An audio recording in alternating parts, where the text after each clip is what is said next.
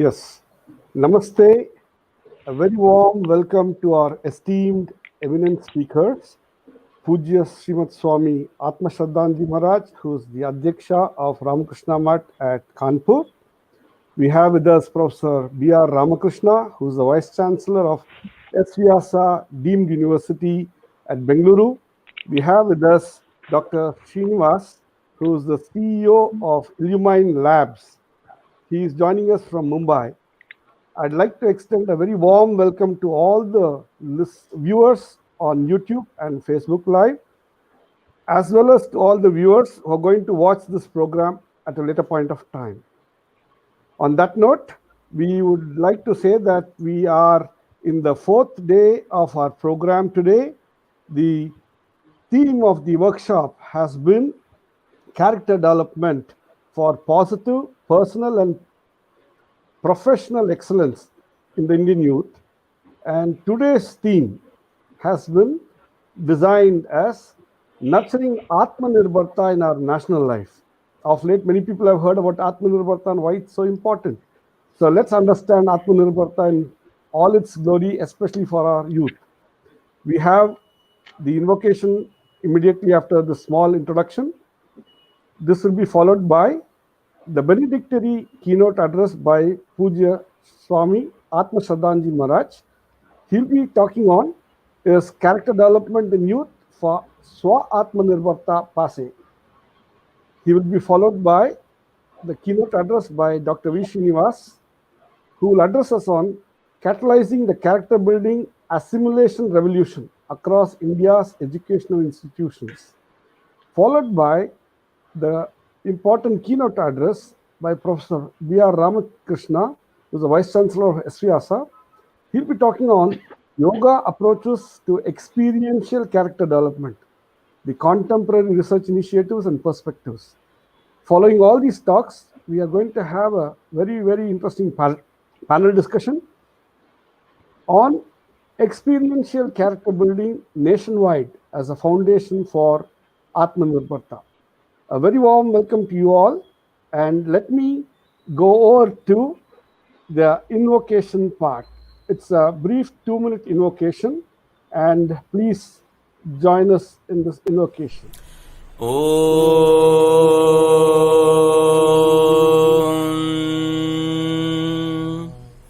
Ganana Tva Ganapatigam Havamahe Kavim Kaveenamupamashravastamam Jyeshtarajam Brahmanam Brahmanaspata Anashrinvannotibhis Sidasadanam Mahaganapataye Namaha Prano Devi Saraswati Vajebhirvajinivati Dhinamavitriyavatu Vagdevyai Namaha Om Sthapakaya cha dharmasya sarvadharmasvarupine Avatara varisthaya Ramakrishnaya te namaha Jananim Sharadam Devim Ramakrishnam Jagadgurum Padapadme tayo shritva pranamami muhurmuhu Namah Shriyati Rajaya Vivekananda Suraye Satchit Sukhasvarupaya Swamine Tapaharine Om Sarve Bhavantu Sukhinah Sarve Santu Niramayah Sarve Bhadrani Pashyantu Ma Kaschid Dukkha Bhag Bhavet Om Shanti Shanti Shanti. That was a brief invocation to the Almighty to help us run our program in a successful way and to enable the youth to join us and benefit from this program. What I'm going to do now is to briefly introduce Pujya Swami Atma Shraddhanji Maharaj, who is with us here. Pujya Swami Atma Shraddhanji Maharaj is the Adhyaksha of Ramakrishna Mutt at Kanpur. We are not getting any sound. No sound. No sound. Can I just check? I think I am not on mute. Sound is not coming. We are getting Maharaj. Okay. Maharaj, can you hear me? All right. Can you check once more? Maharaj, are you able to hear us? No, there is some disturbance sometimes. I am not able to listen. Okay.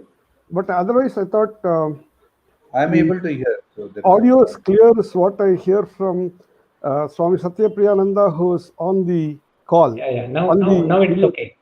Now it's okay? Maharaj, Okay. are you able to hear us? Mohan, there is no sound. Okay. So can I request, I hear the audio is fine from several people. I would like to request you, Maharaj, do you have a different earphone? Maybe would you like to change it for a, maybe you'd like to have a change there? You'd like to hear it on the mobile access? Put it on the, oh, there's no sound. So maybe I should just have a private chat. Are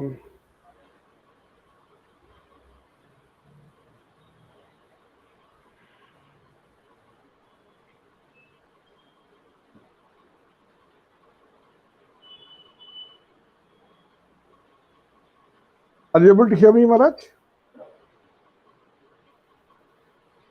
You can go on to the speaker mode, Maharaj. You can take the earphone out. Please take the earphone out.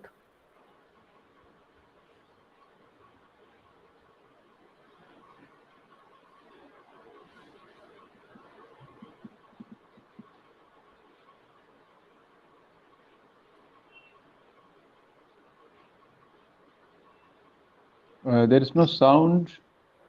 Okay, what we will do, Maharaj, we will come back to you. We will come back to you. We will go to Professor Ramakrishna, and then we'll come back to you. Meanwhile, we can sort it out. Is that okay? I will introduce Professor Ramakrishna now.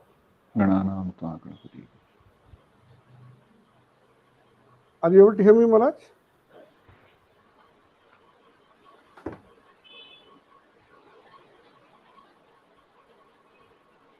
Maharaj, are you, shall I come back to you? Dr. Srinivas, are you able to hear us? I am able to hear you, but I'm not. I am able to hear Maharaj also. Both. You are able to hear Maharaj? Yeah, I am able to hear. I am able to hear. Yes.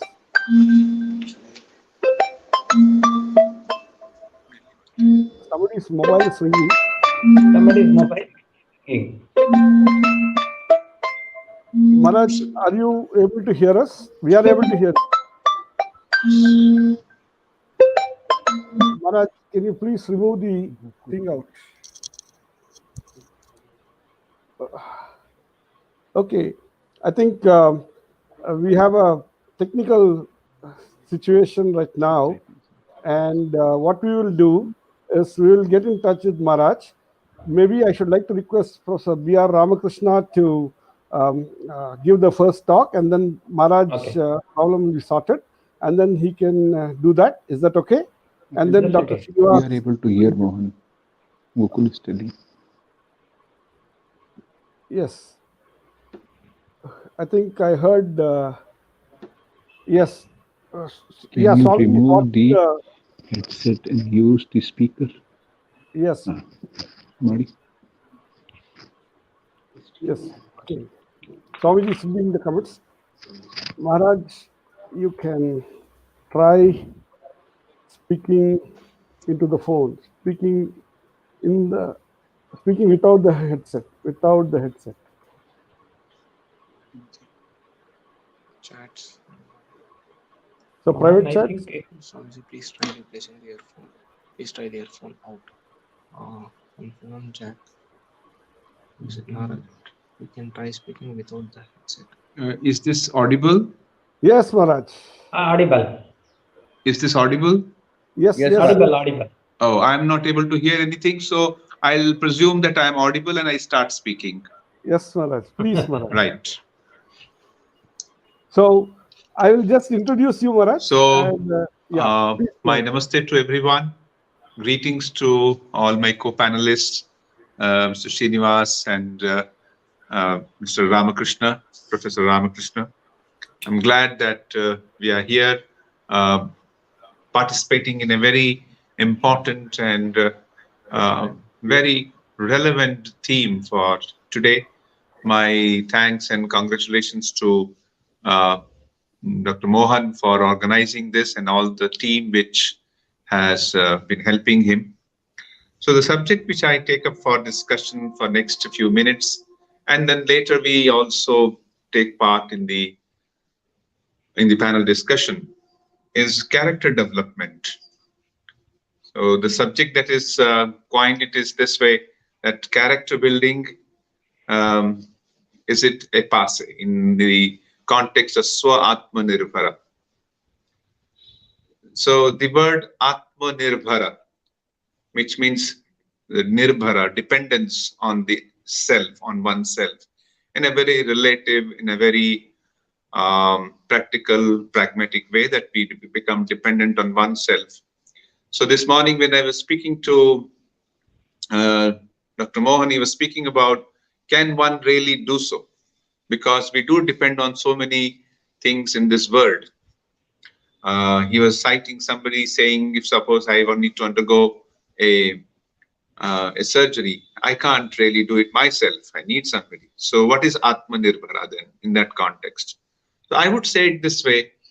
So there are different aspects of our growth and our social life. First is when as children, suppose we begin to see ourselves, first as children, as little toddlers, we are all very, very dependent on our parents. A little child is completely dependent on his mother and father.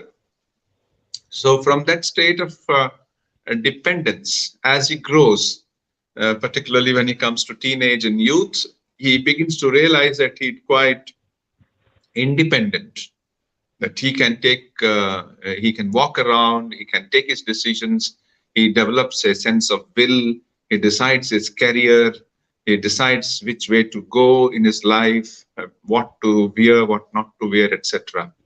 But again, you would see this is not the final stage of our growth. We have to have another stage which we recognize as far as our life is concerned in a social context, and that is that we are interdependent. So we are dependent, we are independent, and finally we are interdependent, because we all know we are interdependent. The very fact that we are breathing means we are dependent on something. We are dependent on air, we are dependent on the quality of air that's available. That's how we are alive. So also food, so also other necessities. So when we speak of Atmanirbharta, I don't think it should mean that we become completely independent of everything. It only means that I assert my will, assert my capacity to stand on my feet in a right direction. And I must try to stand up, which means take decisions which are in the good of in my own as well as in others' well-being. So that's how I could speak about the word Atmanirbharta. We can, and in the Bhagavad Gita, we have Sri Krishna saying that Uddared Atmana Atmanam Na Atmanam Avasadayet. So one should become one's own friend by self-control. Otherwise, one becomes one's own enemy by not controlling oneself. So Atmanirbharta can be seen in the context of developing willpower. So I'll come to more broader subject of character building. So what is character building? This question that whether character building is relevant, I think it's it doesn't really make any sense, because character building is as much part of life as other elementary needs of our life are. You can never be saying that we can be without character building. Because in human beings, in the human context, which is very different from the animal context, it is but natural that we all develop certain character because we have certain freedom.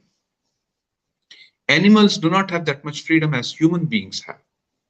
So there's a popular verse which says that 4 things are common between man and animal. I would not go into the Sanskrit, the whole of it. I only refer those 4 things. The ahara, nidra, bhaya, maitunam cha. There is ahara, food, nidra, sleep, bhaya, fear, and maitunam, which means progeny. So these things are samanametat. They are common to human beings as well as the animals.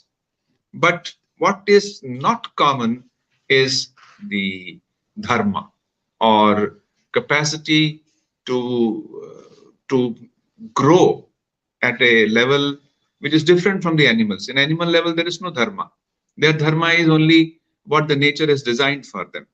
Whereas the human beings, there is dharma that we can take certain decisions, we can make our own character, we can grow. So dharma, because we have the capacity to practice dharma, that is inherent organic thing given to us. So we are therefore, it is but necessary that we should therefore build our character. So character development is so crucial to life. Dharma plays an important role in that, in character building. And dharma is an umbrella term. It includes in it the sense of duty or dutifulness, ethics or values. It also means our responsibility to others. So dharma includes many things. So these are all the things which really build up character. What is character? Swami Vivekananda defines character as a bundle of habits. So what is a bundle of habits? Again, he speaks of it in one of his lectures. But before I refer to that, I will refer to a popular quote which we used to read when we were very young. I think many of the youth would be aware of it, but it's worth re-mentioning here. It is that the quote is this: you sow a thought, reap an action. You sow an action, you reap a habit. You sow habit and reap character. And you sow character, reap your destiny. Let me trace this chain. You have the thought, action, habit, character, and destiny. So take care of your thinking, because these thoughts finally manifest as habits. They become actions, and repeated actions make habits. So English word habit is, it could also mean something physical. Say, I've got the habit of brushing my teeth at night.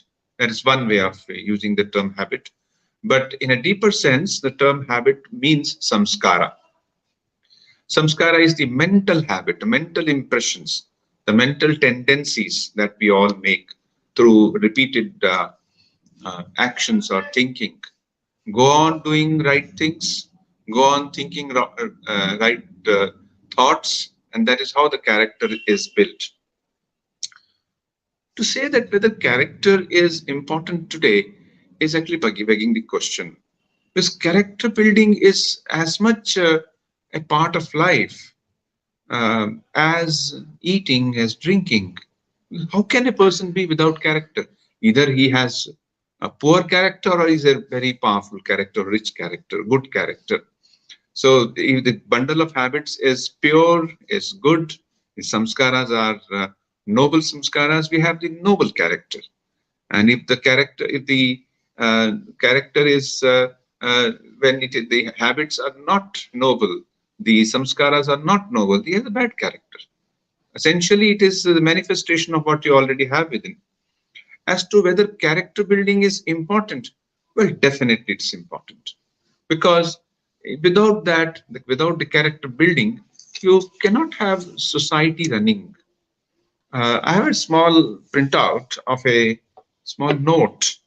I'll read that to you. At the end of the World War II, this note was found in a Nazi concentration camp. It is addressed to teachers. There's another version which says that this note forms the circular which the teacher or the principal of a school which opened after the Second World War gave it to all the teachers. In either case, it is worth reading it. The note reads like this: Dear teachers, I am a survivor of a concentration camp. My eyes saw what no man should witness. Gas chambers built by learned engineers. Children poisoned by educated physicians. Infant killed by trained nurses. Women and babies shot and burnt by high school and college graduates. So I am suspicious of education. My request is, help your students become human. Your efforts must never produce learned monsters, skilled psychopaths, educated illiterates. Reading, writing, arithmetic are important only if they serve towards making our children more humane. So education is not just about literacy. It's not just about gaining certain skills. It's not just whether you learn to handle your internet issues or computers well and you have a degree. It's much more than that. It is going deeper into the very source of our being, and there discovering who we really are, because it is there that the real source of character building happens. So character building, it also means that we should, one is gathering in good impressions by whatever we think, whatever we hear. As the Vedic prayer says, Bhadram karane vishrunuyama devaha, Bhadram pashyemakshabirya jatraha. May I hear what is good and may I see what is good. Which means, let me gather in all my mental food or mental stuff from external sources. It should be very healthy. It should build my mind. It should build my inner life.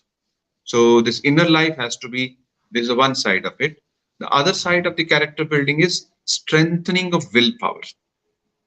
Strengthening the willpower towards right thing. So we have a will, God-given will. This willpower is Swami Vivekananda says, this is one of the greatest gifts given to mankind. So we must take care that our will is strengthened in the right direction. So if a person says that whether character building is important, he should ask this question. If education is all about only gaining skills and knowledge and information, what about those people who do have all this and they're so violent? They indulge in all kinds of very gruesome activities. They're not educated, as it happened in 9/11. They were all very educated people who decided to kill others. So it's not sufficient that we should have only education in the traditional sense of literacy, but we must also have, along with education, a higher value system. And in this context, we'll have Mr. Ramakrishna speaking about it. Yoga has played an important role by providing us insights into what is human mind. Swami Vivekananda, in his famous Raj Yoga lectures, he says, we hear that every religion saying, we have been hearing from our childhood that we should be good. We should not tell lies. We should not steal. Now, these are what the foundation of a true, pure character is. So he says, but nobody tells us how to be truthful, how to resist this desires which lead to greed and jealousy and anger, which make us wrong, which just make us not noble. How do we resist that? So Swamiji says that in yoga, we learn to go to the very core of our mind through meditation, through contemplation, through certain practices, and discover how our mind is reacting to certain situations, which means development of viveka, or the power of discrimination. That is very important for the development of character. Another side of character building is that it's not sufficient that we should have only a good aptitude. We also need to have a good attitude. So aptitude is very important, no doubt. In the traditional sense, it was said that we must have skillfulness. There is aptitude. Some people have aptitude for computers, some have accounts, somebody for art, somebody for something else. So there's an aptitude. But aptitude is not all that is important. Along with aptitude, the person who has that aptitude, what is his character is also very important. Which means, what is his value system? So character is the sum total of all your values, sum total of all your tendencies, samskaras as we said, and these need to be nurtured at any cost. So Swami Vivekananda called it as man-making. Man-making means that you develop the right kind of human beings. It's not sufficient that we should have wonderful systems. Systems are important. A system around us is important, but system is run by human beings.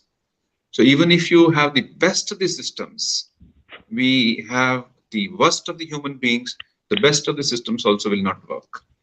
Now, for instance, recently we had this problem of COVID, still it's around us. So during that, when the government is giving certain amount, it was reported in papers, and many well-meaning doctors told us that in some places they just gave tests which has nothing to do with actually COVID's positive. They gave it positive, though actually it is not positive. Why? Because you will get money. So even the best of the system, even the best of the help that you want to give, if there is dishonesty in man's heart, if there is something impure in his heart, then we will not be able to really do justice to a system also. Now, another few minutes, I'll close what I'm saying. One small incident which Swami Tyaganandaji told me personally. Now, Swami Tyaganandaji is the Hindu chaplain of Harvard University. He's a monk. He has been there for nearly a decade and a half, more than that, in nearly 2 decades in the West. He is there in the Boston Vedanta Society. And as part of that, he goes to the Harvard University, which is very close to the center, and tries to deal with the issues of religious understanding and religious aspiration, or religious questions which the Hindu students bring to him. He told me there's a story behind this system in Harvard University. The story is this, that in the late 40s, when the Second World War was on and the first nuclear bomb was dropped on the Nagasaki and Hiroshima, it appears that at that time the Harvard University's chancellor, vice chancellor, they call it as chairman, was very deeply perturbed because he saw so much of death and so much of killing that happened because of that bomb. And the initial research for making up that bomb took place in the Harvard University under scientists like Enrico Fermi and others. So he was deeply disturbed. It seems for 1 week he could not get sleep. That his university, or the university which he heads, should have played such an important role or crucial role in killing of so many people, innocent people. So after a week or so, after this, he found that it's not sufficient that we should have science, that we should have technology, that we should have a lot of advancement in the application of science and technology in our life, but we should have certain wisdom to handle this technology. And that wisdom, that values, that we should go to the deeper wisdom traditions of the world. So he started this system where people from different religion could come and speak about their wisdom tradition in his university. In due course, they became separate platforms for different religions. To begin with, there was only one. Now, the point that I am referring to is that we began this question whether the character development in Atmanirbharta is a passe. It is not a passe. It is a necessity. It can never be outdated. If it gets outdated, there'll be no society, because society runs, or our families run, our institutions run, because there are certain values. So in the Upanishad, in the Taittiriya Upanishad, the command given to us is Matra Devo Bhava, Pitra Devo Bhava, Acharya Devo Bhava, Atiti Devo Bhava. These commands which are given in the Taittiriya Upanishad Shikshavalli, you find that these are some basic eternal values. Swami Ranganathan used to call it as eternal values for a changing society. Society may change, but certain eternal values will never change. Their relevance will always be with us.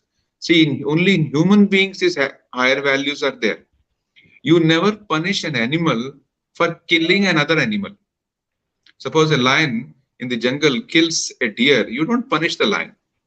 But a human being, you punish. Why? Because in human beings, there is this idea of dharma, what is right and wrong, what is nyaya, what is anyaya.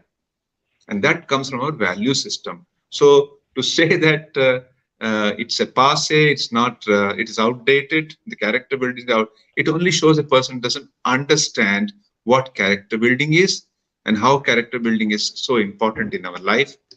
In conclusion, I must say, as part of this national workshop, this is a very right opportunity for us to go back to the complete works of Swami Vivekananda and the Bhagavad Gita, where we have tremendous of discussion on what is man, what is human being, what is the purpose of human life.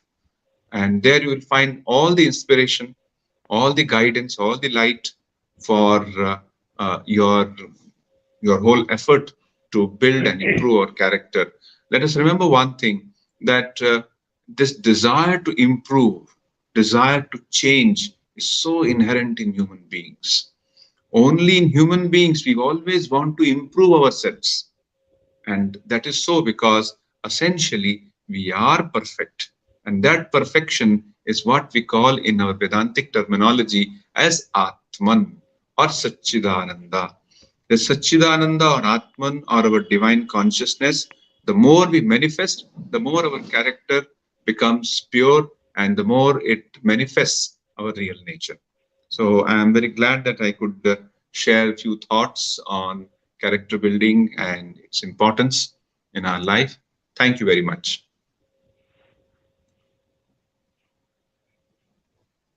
Thank you, Swamiji. That was really, really nice. You had touched upon some critical aspects. A lot of people, especially in our contemporary society, kind of dismiss character building as that's something really obsolete and something which those who are still in the world of mumbo jumbo think about. But like you pointed out, integral character development is very, very critical for the human society to flourish. Thanks a lot, Maharaj. We now go to Dr. V. Srinivas, who is going to talk to us on the topic of catalyzing the character building assimilation revolution across India's educational institutions. I will just take a moment to introduce Dr. Srinivas, and let me quickly share that Dr. Srinivas has a very, very interesting profile. He is the founder CEO of Illumine. With Illumine Knowledge Resources, I kind of manage Illumine Labs, which is based in Mumbai. He's an alumnus of IIT Bombay and IIM Ahmedabad. Straight out of IIMA in 1989, he set up INFAC, which is India's first industry research company which offered decision-making information to the industrialists. After selling his venture at a young age of 30, he set up NWEY, a knowledge interventions lab based in Mumbai. Clients and partners have included institutions who have been in their respective industry domains like State Bank of India, Bharat Petroleum, Tata Steel, TCS, Asian Paints, IIT Delhi, Gujarat Technological University, Biju Patnaik University, and so on. His work is inspired and driven by the ideas and thoughts of Swami Vivekananda and Vedanta philosophy, and he has been awarded the honorary doctorate by Vivekananda University at Bellarmine for his original work in translating spiritual ideas into scalable models of change in society. Through Illumine, he has been working on the task of translating Swami Vivekananda's vision of a new society into actionable business, educational, and behavioral models. These models are delivered through deep design projects, large-scale cognitive interventions, and capacity-building programs. Illumine's work has impacted more than 4 million people in India, and I'm sure there must be several more across the world. It's a very interesting, very unique profile in the sense that we haven't seen folks really apply the best of technology in trying to make do with what can be really working on the ground when we talk about ideals of this kind. May I now request Dr. Srinivas to share his thoughts. Dr. Srinivas. Thank you, Dr. Mohan, for your introduction, and thank you for inviting me for this important conference. My pranams to Maharaj, and also my greetings to our fellow panelists. I think I will be using a presentation now, and kind of walking you through some ideas over the next 18 minutes. Can I just start? Yellow glittering. You can hear me. Yeah. Okay. So now let me begin with the topic that I'm going to speak about, which is two big ideas. One is the whole challenge of character building in our society, and the second is how character building is going to be accomplished, and the how of character building is really assimilation. By assimilation, obviously we mean a process which is extremely different from simply knowing or comprehending. It means becoming, it means transforming. So the question is that how are we going to help people transform their character rather than simply know some moral values and know what is right and wrong, but live completely differently in their lives. So this is the challenge, and how do we do it on a scalable basis in our society is really the question that we are trying to answer here. The work that Illumine has done over the last couple of decades is merely a first step in that direction, and there are some principles which have evolved as a result of our work, and that I will share with you using our case studies. And then this actually becomes the basis for a much larger movement that will have to be done in the years that go by. Going to the next slide. First of all, let us try to get our basic definitions into place. What do we mean by character? Now, the definition of character that we defined character in the terminologies that Swami Ranganathananda used to use it, which is the idea of dynamic character. When we say dynamic character, we mean that you not only have got trust, integrity, and values, which we call a static character, which is important, but how do you combine that? How do you combine that effectively with, how do you combine and integrate that with effectiveness and outcome focus? In our country, we have many people who might be highly effective. For example, several businessmen, etc., may be very effective, very outcome focused, but they may leave values aside. And you may also have many good people who are there but who are not ineffective and therefore are reduced to complaining about the state of affairs without being in a position to do anything about it. So our real challenge is not just integrity, building trust, integrity and values, and not just building effectiveness, but finding a way to integrate the two together. And this, if you are in our view, is the real challenge that our country is facing. How do we build a dynamic character across our country so that we build nation builders or citizens who are capable of transforming this nation through outward action and through inward growth? That is really the question in our mind. Now, if you get into it, the next slide will show us that. Let us first also establish that if we are talking about this kind of integration of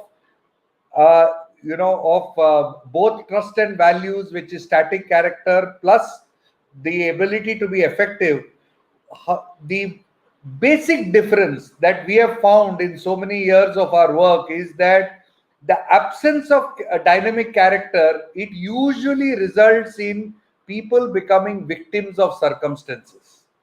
That means those circumstances can be any. They might be working in they are working in an environment, they say everybody is corrupt, so I also have to be corrupt, or everybody is copying, so I have to copy, or let us leave aside moral issues aside. It can be simple things like compromising on not standing up for principles in a workplace, or it may simply be not standing up for certain values of the nation at certain key points in time. But whatever be the circle, what happens is that the absence of dynamic character is felt or is seen vividly when we find that people actually allow circumstances to define who they are, what they do, how they do things. In other words, it shapes their responses to life. While what we are really looking for are people, dynamic character means these are people who shape circumstances, who transform circumstances.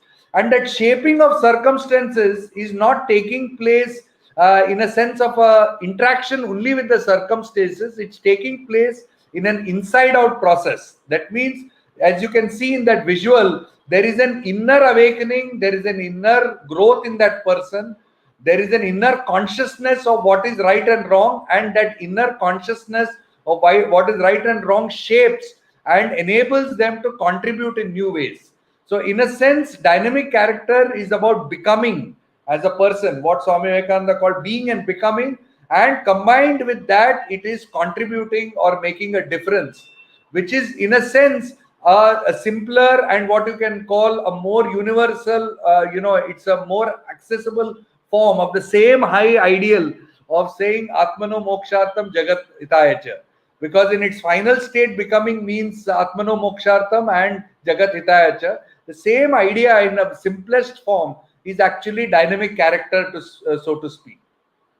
So our goal is really to instill or to bring about this dynamic character in our society.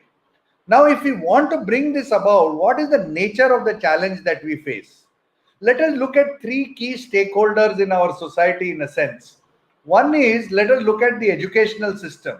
Our entire educational system on one side is built on knowing, conceptual, rote learning, and examinations, etc. There is no focus on becoming at all. It is actually completely conceptual in nature in several ways, or it is purely the idea of being able to both think for yourself and yet be able to expand beyond yourself. That idea is almost missing in the educational system at a larger level. On the other side, you have workplaces, which if you see, thanks to shareholder focus, thanks to the focus on quarterly profits, markets, etc., there is a complete focus on doing, getting things done, immediate result.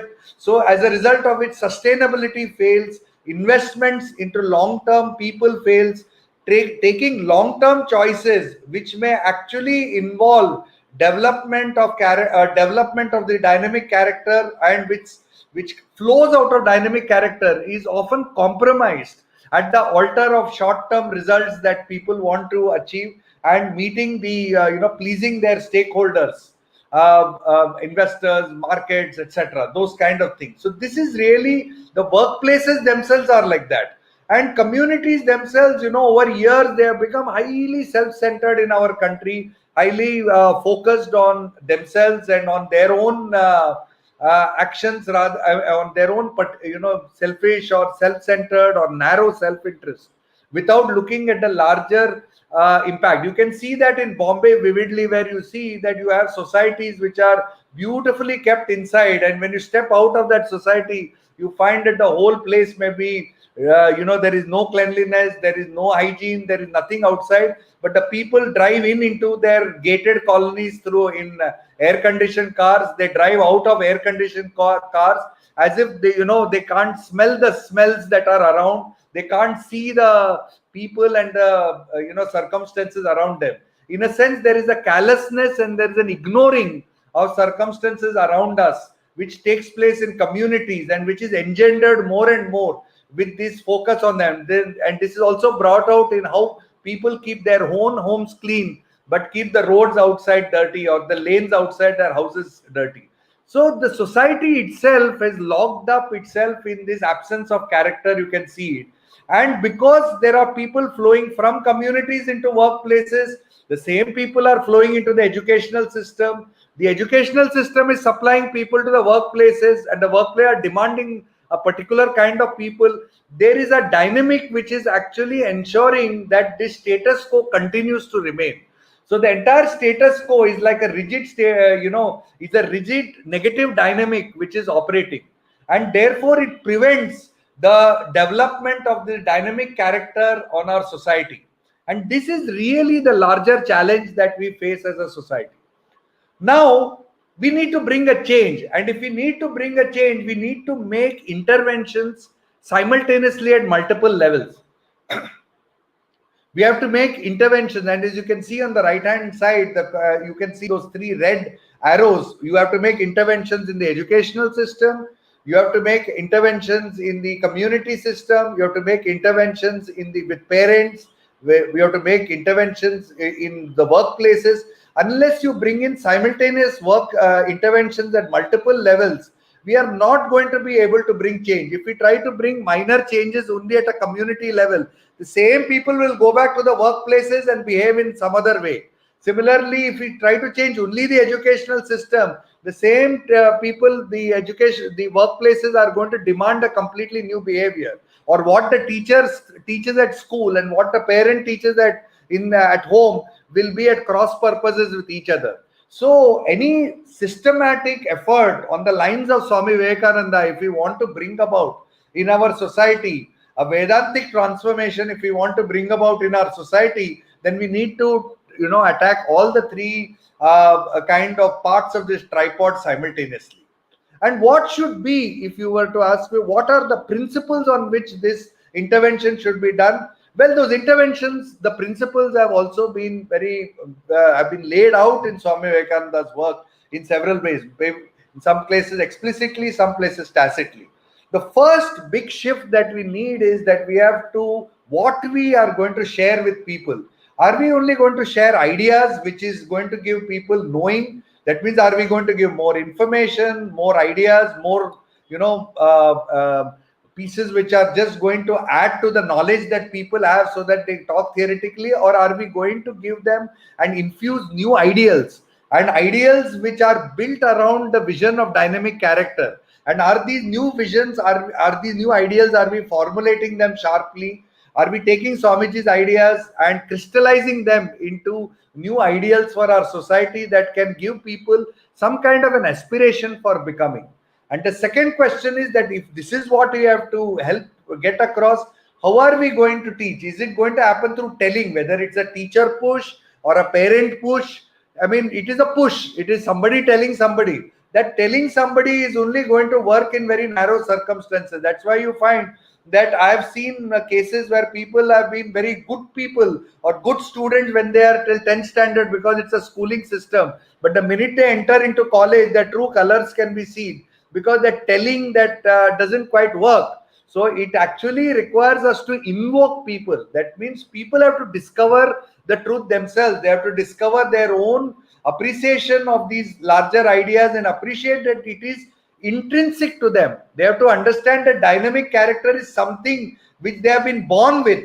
It is something which is actually part of who they are. It is who they are, and that essential identification of themselves as people with dynamic character is necessary. And the teachers have to play the role of enablers to support them to come to this awakening, so to speak, of or this invocation of who they themselves are. So this is a shift in the way we teach, in the way we communicate, whether at home or in workplaces, whether it's corporate training, whether it is teaching at home, or whether in the universities. There has to be a shift from telling to invocation. And the next part is the whole problem of rules. When we try to help people, the why of it, why should I change? Why should people change? That idea, people need to move out of the notion of rules and do's and don'ts. That means we cannot try to train people to operate out of social self-esteem. That means you do this because you are socially successful. You do this because you will come first in your class. You will do this because you will look good in the eyes of neighbor or community. Or you are going to get into a degree, you want to get into an IIT or into some top medical college simply because that's a valued thing in society. All this builds only social self-esteem. It doesn't build inner self-esteem. While our entire focus is on giving people the ability to dip into themselves, dive deeper into themselves and identify the inner sources of strength, the inner senses of self-confidence, the inner sources of human possibility that is sitting within them. So the whole question is, how do we awaken this inner self-esteem? This is really the larger challenge, or the principles through which we will have to bring about this change. And then if you have to do this, now there are several case studies, but given the time that we have, I will just very quickly quite quickly give you. We have tried to apply this in schools along with the Ramakrishna Mission Delhi, working with them. We have actually gone through a 3-year program where we have tried to build deep roots in people. First of all, the basic message here is, how can teachers deepen people's vision of themselves and see themselves as having a profound inner potential and inner vision of life? That means students should stop seeing themselves as marks machines, but start seeing themselves as actually people with infinite possibilities within. We've already tried it out with more than, now it's actually 1 million students almost have already gone through the program, but there are many more who can go through it. The next one, for example, shows us how we are also trying to apply the same thinking in our universities. For example, we have applied this in Gujarat Technological University, in Biju Patnaik University, now in Orissa, in IIT Delhi, and in other places. Everywhere the question that is there is that if people start seeing themselves not having as rigid identities, oh, I am an IITian. So, okay, you're an IITian, or you are in IIT Delhi, for example, or you are somebody, or I have got this degree, or I have got this position. It's all rigid identities. How do people move from that into dynamic identities, which says I'm a learner, I can grow, I can evolve, I can adapt to life? Like you take COVID as an example. These are very radical new circumstances for people. How do I adapt and become? And there's a person, there's a very famous book written by someone called Taleb, which he says that he talks about the notion of anti-fragile. How do people become anti-fragile in a world like this? So how do we create that dynamic engagement with life through imaginative sympathy, enlightened self-interest? These ideas, by the way, are referred to by Swami Raghunathananda in his book, both in his Bhagavad Gita book and in his book on changing society, on eternal values for a changing society. But how do we translate that? And that's really what we have done: converted into a 4-credit course, converted into a 48-hour program that is embedded in all these universities. Similarly, we have applied the same thinking in corporates, like in SBI, for example, where you need to tell people, how are we going to give them a new citizenship? So I'm not just a banker. I'm not just somebody who is just doing some work just for the sake of doing work, but I'm a citizen of this country. And for me, I have to serve myself, I have to serve my bank, I have to serve society. All of these have to be done. Similarly, we are now applying this also in a community level. and we are trying to apply this in a community level, where we are now creating a digital platform to support catalysts in multiple communities who can help communities face their challenge, design solutions to their challenges, and work together to solve community problems. Now, the essence of all this is the task ahead of us. We need to apply such interventions. So we have together, maybe today reached out to 4 million, but 4 million not even a drop in our society. We need to be reaching out to, there are 6 million graduates who come out every year, for example. You need to be talking about a scale where we need to take these ideas out on a massive scale in our society through hundreds of agencies of various kinds. And if we need to do that, we need to be building an education system. We need to collaborate with educational providers to say that it is not only about knowing, but building an educational system on knowing and becoming. We need to be talking to workplaces, and we find that in the experiments we are now doing with Tata Steel, we are doing also with TCS, they are coming face to face with the realization that it is not enough to just have 50,000, 100,000 people. They need to be contributors. And there are very few contributors inside an organization, 5%, 10%. How to increase the number of contributors in society is also a need which workplaces are facing in a new dynamic and agile world. And communities themselves have to find solutions. Atmanirbharta applies even there. How are they going to apply that into their own communities and solve their own problem? Only when we talk about all the three, step by step, we can take this society forward. We can awaken people to their I can, that means build self-esteem in people. Say that yes, you can do it. You are not just victims of life. And then reorient people to say that, look, it is not only about yourself, it's also about the common good. And finally, it's about building a nation built on enlightened citizenship, and not just political citizenship where I know my rights but don't know how I can contribute, or my responsibilities which is there. So this is really what we have to do based on this principle of this is what dynamic character building really means from a national perspective, and from an educational and workplace perspective. So thank you very much for for the opportunity, and I hope these few ideas kind of open up some thinking around it. Thank you so much. Thank you so much, Dr. Srinivas. It was a wonderful sweep of seeing the many ideas of Swami Vivekananda getting actually applied in the field, and trying to bring about transformation in several of the universities that you mentioned. In fact, many thought that character building as a concept is not even being touched upon in universities because it is so very not part of the mainstream thinking. But what you have shared with us is really eye-opening. Thank you so much. May now go to Professor B.R. Ramakrishna. I just want to share that Professor Ramakrishna has been a wonderful. Let me get his slides. Yeah, share screen. Yes, I shall share the screen that Professor Ramakrishna had given me, and I should like to share the slide here. Yes. Yes. So Professor Ramakrishna is going to talk on the yoga approaches to experiential character development, contemporary research initiatives and perspectives, the viewpoint of that. Let me just take a minute to introduce Professor Ramakrishna. He is the Vice Chancellor of S. Vyasa University in Bangalore. He has been Professor Emeritus at SAMC and Prashanti Kutiram in Bangalore. He is the Editor-in-Chief of a journal called RJAS from the Rajiv Gandhi University of Health Sciences.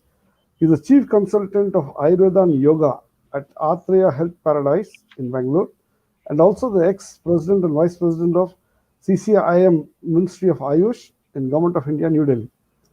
I do not have his slides, and I'd like to request Professor Ramakrishna to share his thoughts without the slides. Professor Ramakrishna. Yeah. Please. Namaste. आदरणीय आत्म Shraddhanand Swami ji, Dr. T.S. Mohanji and Srinivasanji and all the viewers. First of all, it gives me an immense pleasure to participate in this symposium. The title of my topic is Yoga Approaches to Experiential Character Developments, Contemporary Research Initiatives and Perspectives. I am not going to talk much about what character is. Already the earlier speakers, including Swamiji, have spoken wonderfully. The character is the bundle of habits. But how can we rather contribute for a good or a viable bundle of habits through yoga? Let me express Abhinandan to Vivekananda Janotthana Trust on behalf of my university and myself. I am glad that the theme of the topic is so excellent. Character building for personal and professional excellence in Indian youth. Yeah, our country needs, especially our youth needs, not only personality, but they need characters. Because ours is a country with the history of the best characters. If you just recall the stories of or the incidences of Ramayana, Mahabharata, we know, and during even the period of Chanakya, how the people were inherited with the bundle of habits that goes to character building.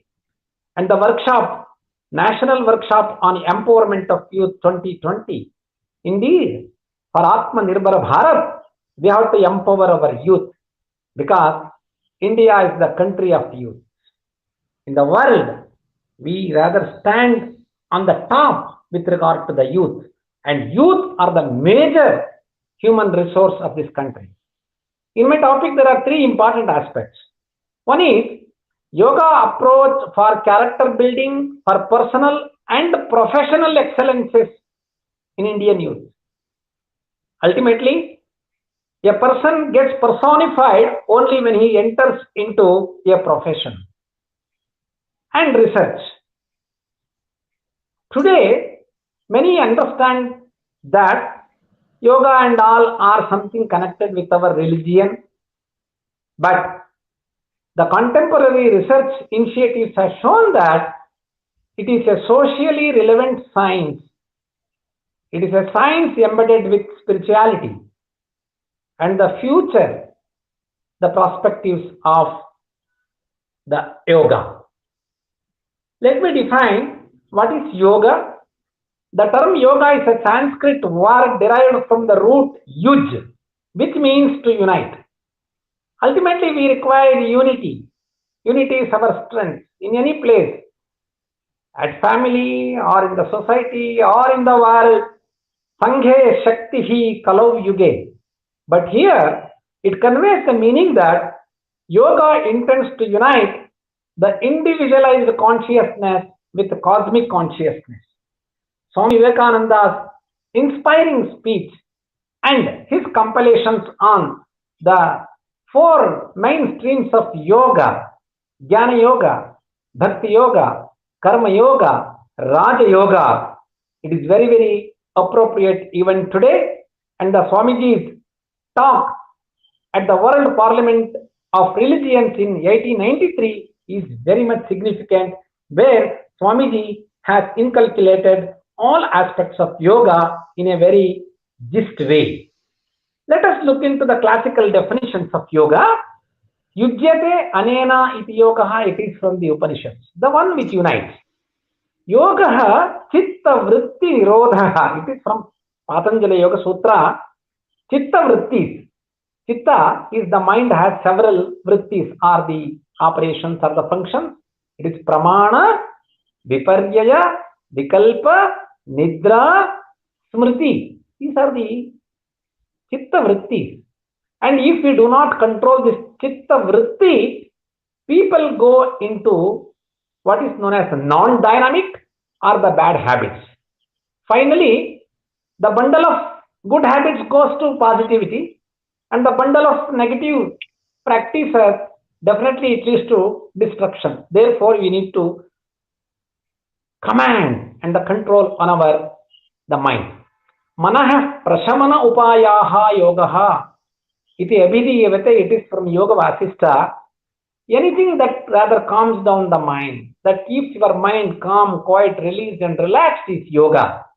And samatvam yoga uchyate. It is from Bhagavad Gita, which clearly says that sukhe dukkhe same kritva labha labhau jaya jayaha. If you are in that right spirit, that is called as yoga. Samvidyat dukkha samyogo viyogam yoga sangitam. The one, see, the life is necessarily associated with difficulties or dukkha. The one which breaks that dukkha and takes you towards positivity or sukha or happiness is yoga. And yoga karmasu kaushalam.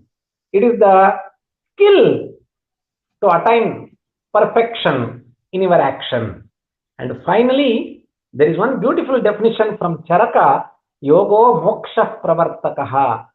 Ultimate objective of human being is to go for a higher cosmic state, or absolutely free from bondages or liberation. That is moksha, and yoga puts you into that path. Yoga in the contemporary period, yoga is a science of life. People do define. Some people say a way of life, an art of living, a path of reaching perfectness. This is what I have been telling the classical definitions too. It is an ideal tool for health, happiness and harmony. See, in the physical world, these are the things required for us. We need health, we need happiness, and we need harmony within ourselves, at home, in the society, and in the whole world. And not only that, it is to reach the higher dimension, from animalhood to divinity. And yoga is a technology of human engineering for harmonious life. And yoga is a science of changing or correcting the human software. Today we have learned that the software, they get corrupted or they get outdated. But you need to rewrite or you need to update it. What is the way? See, ours is not a machine. It is an integrated manifestation of body, mind and consciousness. In Taittiriya Upanishad and in many of these ancient textbooks, Viveka Chudamani, it has been very well defined. Human system is essentially an integrated manifestation of physical, physiological, psychological, intellectual and spiritual dimensions. What we call it as Annamaya, Pranamaya, Manomaya, Vijnanamaya and Anandamaya Kosha. So when yoga is that which tries to understand the link between these dimensions, plus also it tries to find out a problem in that and it provides a solution. And what is our goals of life? It is very simple. One is immediate and meaningful goals, and the second one is excel in the skills of stress management. Indeed, today everyone are stressed, whether it is COVID time or non-COVID time, whether children or anybody for that matter, and resolving conflicts within oneself and around. Yeah, conflicts are there within ourselves and in the society or in our surroundings. And ultimately, higher purposes of life. At the materialistic level, something it may be different. When you bring spirituality, the higher purpose of life is to attain absolute freedom.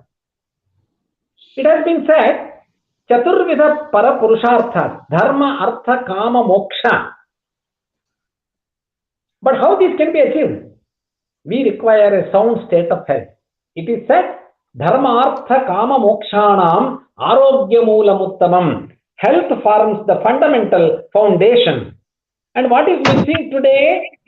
Today, the positive dharmic character building skills and honesty is missing. Already Srinivasan mentioned about it very well. And talent for making a positive impact on the society. Ultimately, we are part of this society and we have to make an impact. What is the need of the hour? Number one is character development for every individual and together as a collective group and team. And our youth needs positive character developments, entrepreneurship, that is very important, and leadership to take the challenges at hand and to prepare our youth to shoulder the responsibilities of Atmanirbharta Bharat. It needs detoxification. We have been pushed into dependence in all aspects, but we have to liberate that. That breaking happens only by practicing yoga. We are from the animal, samaja, and samaja to the society, and samaja. Samaja is divinity. We have to move from the animalhood to divinity. Problems and challenges to the youth today. First one is problem of the age. Age itself is the problem. Carelessness, disobedience, arrogance, self-esteem, and improper lifestyle is very, very important, which comprises of ahara, vihara, vichara, achara, and vyavahara with regard to personal, family, and society, and overexposure to modern gadgets and way of life, that is mobile, computer, vehicle, social media, bad habits, pub and club culture at an early age, and the negligence of moral values, traditional knowledge, culture, and heritage. Unless these are brought into the mainstream, we will be moving more towards bad bundles and the passion towards modern, lavish, and luxurious life.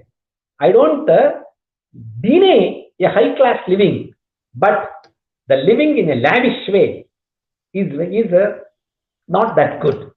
And desire for higher and higher aspirations without deservability and efforts. People nowadays aspire for higher deservability without being eligible. And high target oriented, round the clock working style and global working environment, and live jolly well attitude. This is the attitude. See, there is no support for all these things.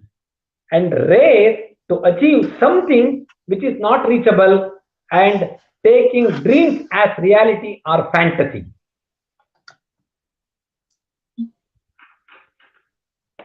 Sorry. Challenges of Indian youth today: growing up to mature, productive, responsible citizens and leaders, gaining degrees without skill. Universities have become just degrees making machines, and the lack of entrepreneurship and leadership, and diversity of the field of learning and earning. Today it is so wide, but there is no, one has to focus on a particular topic or an area to become success. And the competitive atmosphere in every field, and the lack of financial mobilization and support. And what is its impact? It leads to build stress at personal level, imbalance at professional level, and disharmony at family level, and finally a liability to everyone, including the society. And it becomes the root cause for several non-communicable diseases, which we call it as NCDs, like hypertension, diabetes, irritable bowel syndrome, migraine, sleep disorders, metabolic disorders, autoimmune disorders, degenerative diseases, and etc. On account of this, our human resource gets collapsed. And how this yoga helps to contribute for the personal and professional sickness? All our problems are multidimensional, and the breaking the problem should also be a multi-dimensional approach.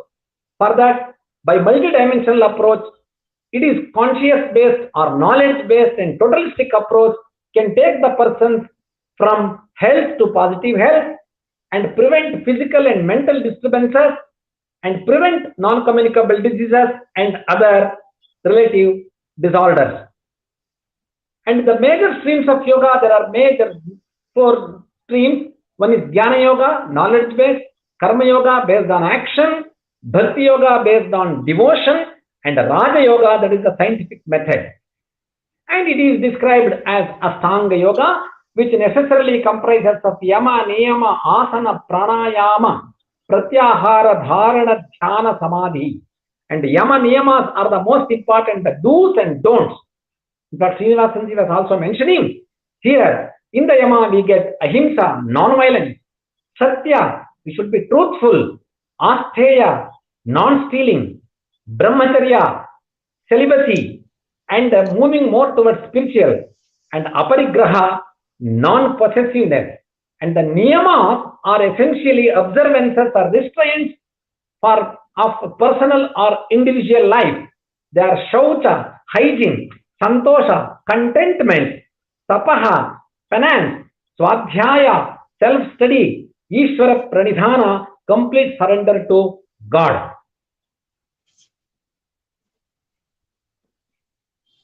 There is one called as integrative approach of yoga therapy. This integrative yoga therapy approach is based on assessment of one's personality, and it has several techniques like cleansing or detoxification of the body, mind through chatakriyas, bandhas, mudras, yoga nidra, smet, self-management of excessive tension, PET, pranic energizing technique, and MSRT, mind sound resonance technique. These are very special techniques subjected to several research, and these are very popular in our university, and this has been standardized by Dr. H.R. Nagendra, Dr. Nagaratna and team, and today it has reached the whole world. And if you look into the contemporary research initiatives, look at here, yoga and stress, more than 1,200 papers have been, articles have been published. Similarly, on positive mental health, 522, yoga and diabetes, 263, yoga and hypertension, 226, yoga and cancer, 572, yoga and sleep disorders, 163, yoga and COVID-19, more than 35 research papers for the last 6 months have been published, and yoga and metabolic disorders, 194 papers have been published. Like that, for yoga and behavioral disorders and yoga and addiction, which is a common problem among the youth, more than 66 research papers have been published. Yoga and personality trait, 64 papers, and yoga and headache, more than 40 papers have been published. It means lot of scientific works are being conducted throughout the world, and it is showing positive results. Look at two Nobel awardee articles. One of the principles of yoga and Ayurveda is fasting. You know, it has been our tradition to fast on the day of Ekadashi, according to Hindu calendar, on the 11th day, or during Shivratri. Fasting for health and longevity, Nobel Prize winning research on cell aging. Japanese cell biologist Yoshinori Oshumi won the Nobel Prize in medicine in 2016 for his research on how cells recycle and renew their content, a process called as autophagy. Fasting activates autophagy, which helps to slow down the aging process and has positive impact on cell renewal. It means these are all from our tradition. These are from our heritage. These are from our culture. And people are winning Nobel Prizes for their contribution. There is science in it, in everything. But our youth should not neglect this. Similarly, one more research on, which has been awarded with Nobel Prize, molecular mechanisms controlling circadian rhythms. It is relation between human system and the nature. See, if we ignore nature, it definitely kills us and it puts us into a lot of trouble. And the Alma Ata Declaration, which has been telling that health for all, health for all. Have we achieved health for all by 2020? No. It is because non-holistic approach, non-focus on lifestyle management, non-personalized medicine, failure in understanding non-communicable diseases, and matter-based approach and reductionistic approach, and over dependence on technology and modern gadgets without giving importance at the personal level. In this perspective, what is the future now? Vivekananda has said, best of the East with the best of the West for welfare of the world in all aspects. Technology of West and spirituality and holistic approach of the East, if you combine, finally, it is called integration, and due to this integration, we can find solutions to the health problems, social problems, youth problems, and all problems. And the solutions is integrated healthcare, because without health, no character, no personality, nothing can be achieved. And lifestyle modifications, very important. comprising, as I said, ahara, vihara, vichara, achara, vyavahara, and the practice of yoga on daily basis. And yoga should be brought in the education system because there is stress at every stage, and exposure to Indian traditional, cultural, and spiritual values and research on the ancient wisdom. People can win many Nobel Prizes by subjecting our values into litmus test of research.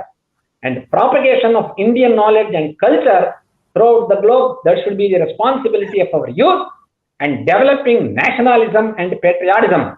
All these can be achieved by following the teachings of Swami Vivekananda. And finally, I would like to say that arise, awake, do not stop till you reach the goal. Uttishta, Jagrata, Prapyavaran, Nibodhata. If you follow Swamiji's the teachings, certainly it comprises of all dimensions of yoga, and our youth can really become the worthy wisdom, not only for our country, for the whole world, and by this we can definitely attain Atmanirbharta Bharata. Thank you very much. Namaskar. Thank you, Professor.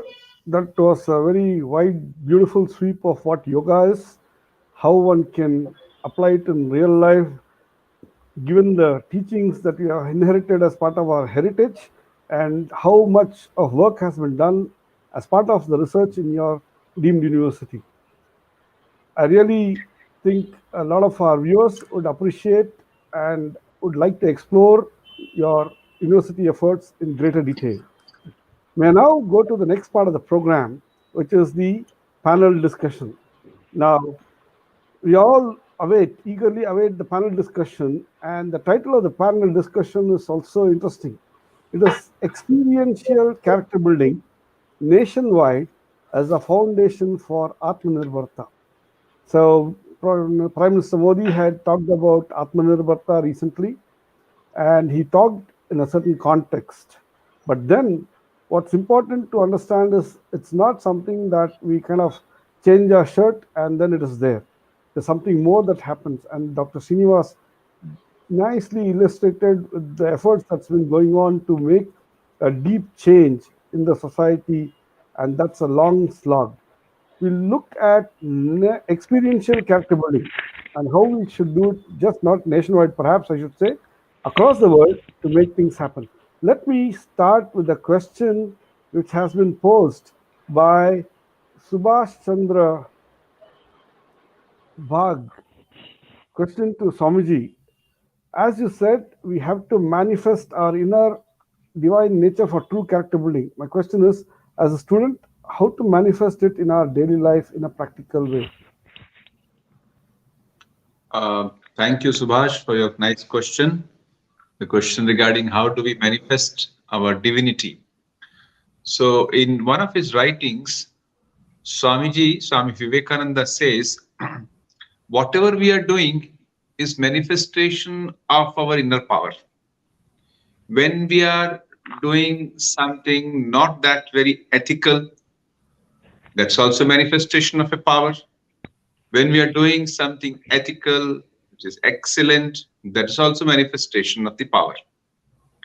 Now, he says, this lower type of manifestations is a very poor manifestation of the Atman, of the divinity within us. Say a person does something which is, what we call it as criminal or dishonest or something bad. That's a very, very poor manifestation. It could be, let's say, 0.5% or 1% manifestation of the power. And it is just like you have got a bulb, and there's a medium in front of it, and the medium is very thick. It's almost not manifesting the light that is coming from the bulb. But suppose you have got a very clean surface.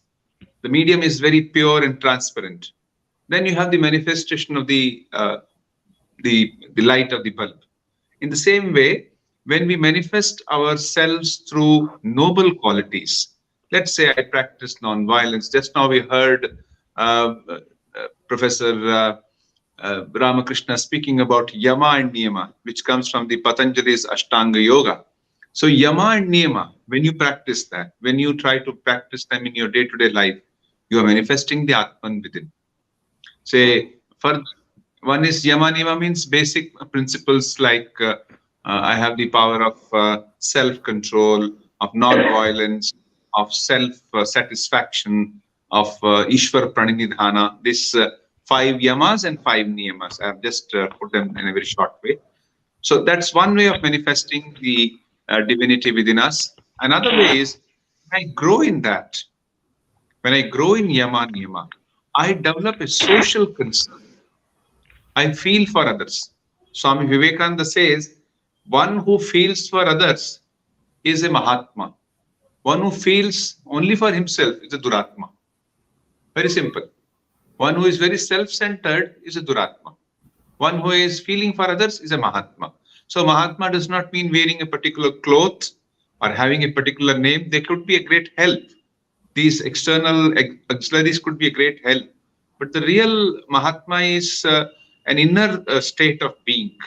It's an inner state which is open to all, which is something which anyone, irrespective of background or profession, can put in practice. So on one side, we practice virtues like yama, niyama, or we put it in some other way like honesty, goodness, service-mindedness, truthfulness, non-violence, all these virtues, which are again, these are intangible virtues. You can't quantify these virtues. You can't say, I'm having, let's say, 2 kgs of non-violence or 3 kgs of sincerity. You can't quantify them.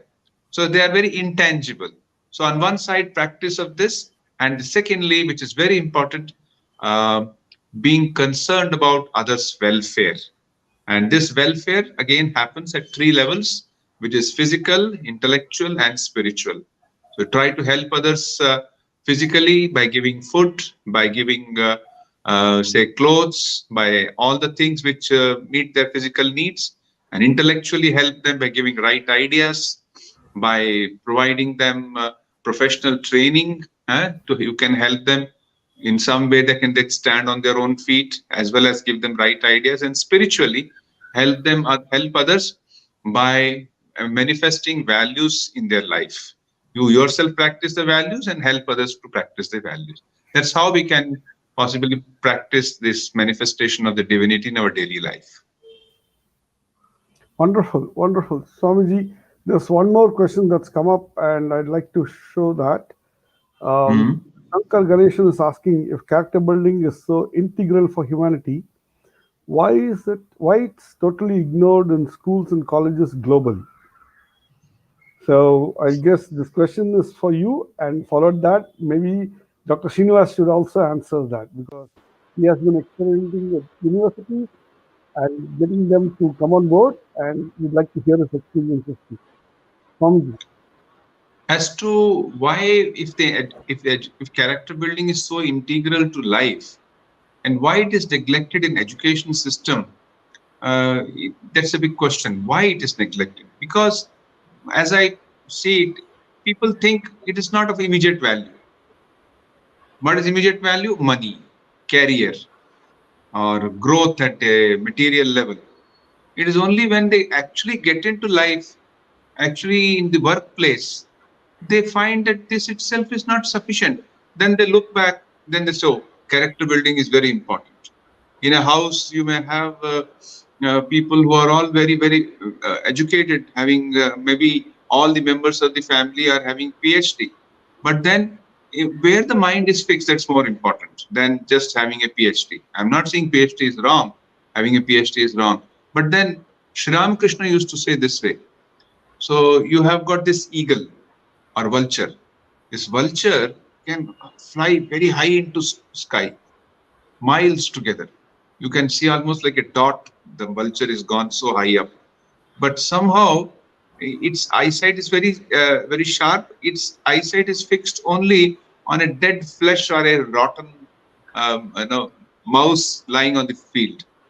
Same way, a person may attain a lot of things in terms of his intellectual capacities or career building.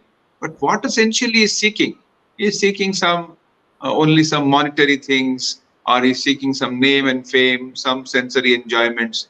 That higher awakening does not come to most people. That is why possibly why character building is not made part of the education system. But that was not so with the Vedic system.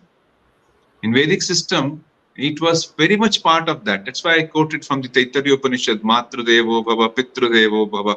This was very much part of that.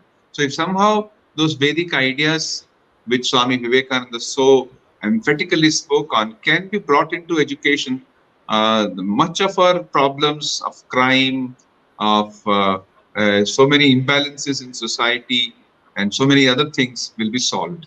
But only we have to bring that into practice, and I think a discussion like this is the right step in this direction. Wonderful. Swamiji, Dr. Srinivas, how would you respond to this? You have been working with universities. Yeah.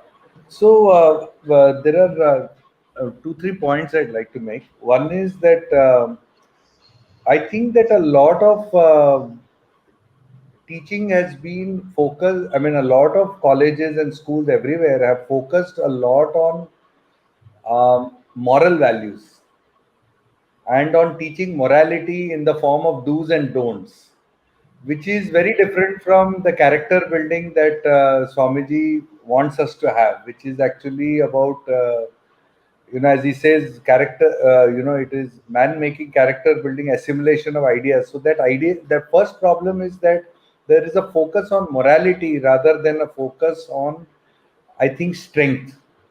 I think a lot of character building, when you focus it on strength, this strength itself, because so much of loss of character is because of our inability to deal with the, so to speak, temptations of the outside world, of the impact of the outside world, the pressures of the outside world. So we give in so easily to several things, and we give in because not because we want to, but because we don't have the strength to do so.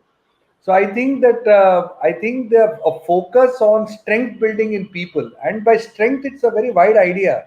One level of strength is simply at a very basic level, like we find in schools when we are doing the program. We are finding this simple idea of I can is so important to kids, because no teacher has ever told them I can. They are only telling them I know, but they are not, don't told them I can. The minute they can do a little I can, whether I can run around, I can do this, I can build something, that itself gives them strength, self-confidence, and through that character starts. That's the first journey to character in that sense. So I'm equating character building with strength building, and So strength I of can. various kinds. Yeah, IQAN is the foundational step for experiential character building. That's what you're saying. Exactly. And then it's not just I know. It's not going to school to know. It's going to school to build up the experiential base. Please continue, sir. That's very interesting. Yeah. Because we have another question, but Yeah. I'd like to hear you first complete your statement, No, I think and it's then fine. Professor Ramakrishna there. Yeah. No, I think this is the key point that I wanted to make, that I think that the dimension of strength building, I think, has been ignored, and that was, I think, in a sense, a very important message. And there is that famous episode where Swamiji felt that he wouldn't mind if we had a little more thieves in our country with a little more strength. In a sense, you need to have, because without that strength, without that self-esteem, you can't rebuild your nation. And then automatically morality comes, because you realize that, and the more you recognize that divinity within. So strength is deeply connected with the idea of faith in oneself, and faith in oneself is deeply connected with the idea and faith in something vast within oneself. So faith in oneself can be a narrow faith, and then it can be a much wider faith in one's divinity. So I think it's a gradual progression to faith in divinity in oneself. And that's what we have to take people on that journey of faith. So, Professor Ramakrishna, your response to this question. Yeah.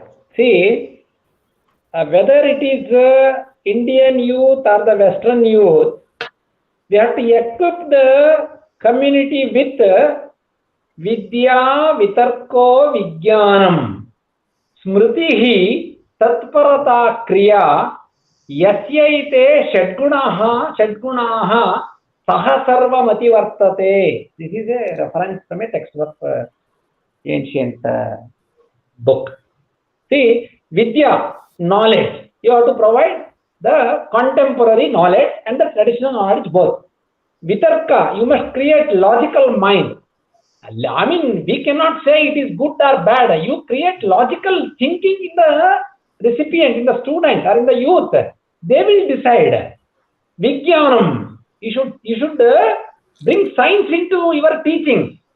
Don't say that it has been said here, there, that nobody will agree. You bring science into it, just like yoga has been made now a science and a socially relevant science. Vidya, Vitarko, Vijnanam. And Smritihi, that means you must bring an integration of the Western knowledge and the Eastern knowledge together. Vidya, Vitarko, Vijnanam, Smritihi, Tatparata. You must create an attitude of commitment for that matter, which is lacking. And Kriya refers to applied aspects. Whatever we teach, whatever we preach in the schools or in the colleges, finally it has to be brought into application. Then automatically the good characters develop, personality becomes significant, and Saha Sarvamati Vartate. He will be in a position to achieve anything for that matter. Nobel Prize. It's very simple, provided if he follows all these things. Therefore, no doubt, in the Western universities nowadays, this is being practiced as moral education. But moral education is only a part of in this knowledge of character building and the personality development. So therefore, only thing is you have to integrate, and there are good things in the West, and there are best things in the East. Let us unite, integrate, and take the people good society. Wonderful, sir. There's another question that's coming up, and this is to Dr. Srinivas, perhaps, right? Srimai Mukherjee is asking, in most youth programs, I seem to be meeting the same people. How to make a large mass of population wake up to character building and moral living? They don't seem to realize it. I guess whichever program gets conducted in the city where she is living, she gets to see the same people come to the same program again and again. Maybe Dr. Srinivas, after that, Swamiji, you can share this, why this is happening. I think that I'm putting it very bluntly, but people have to see the value and utility of dynamic character. If they don't see the value and utility of dynamic character, they will not come there.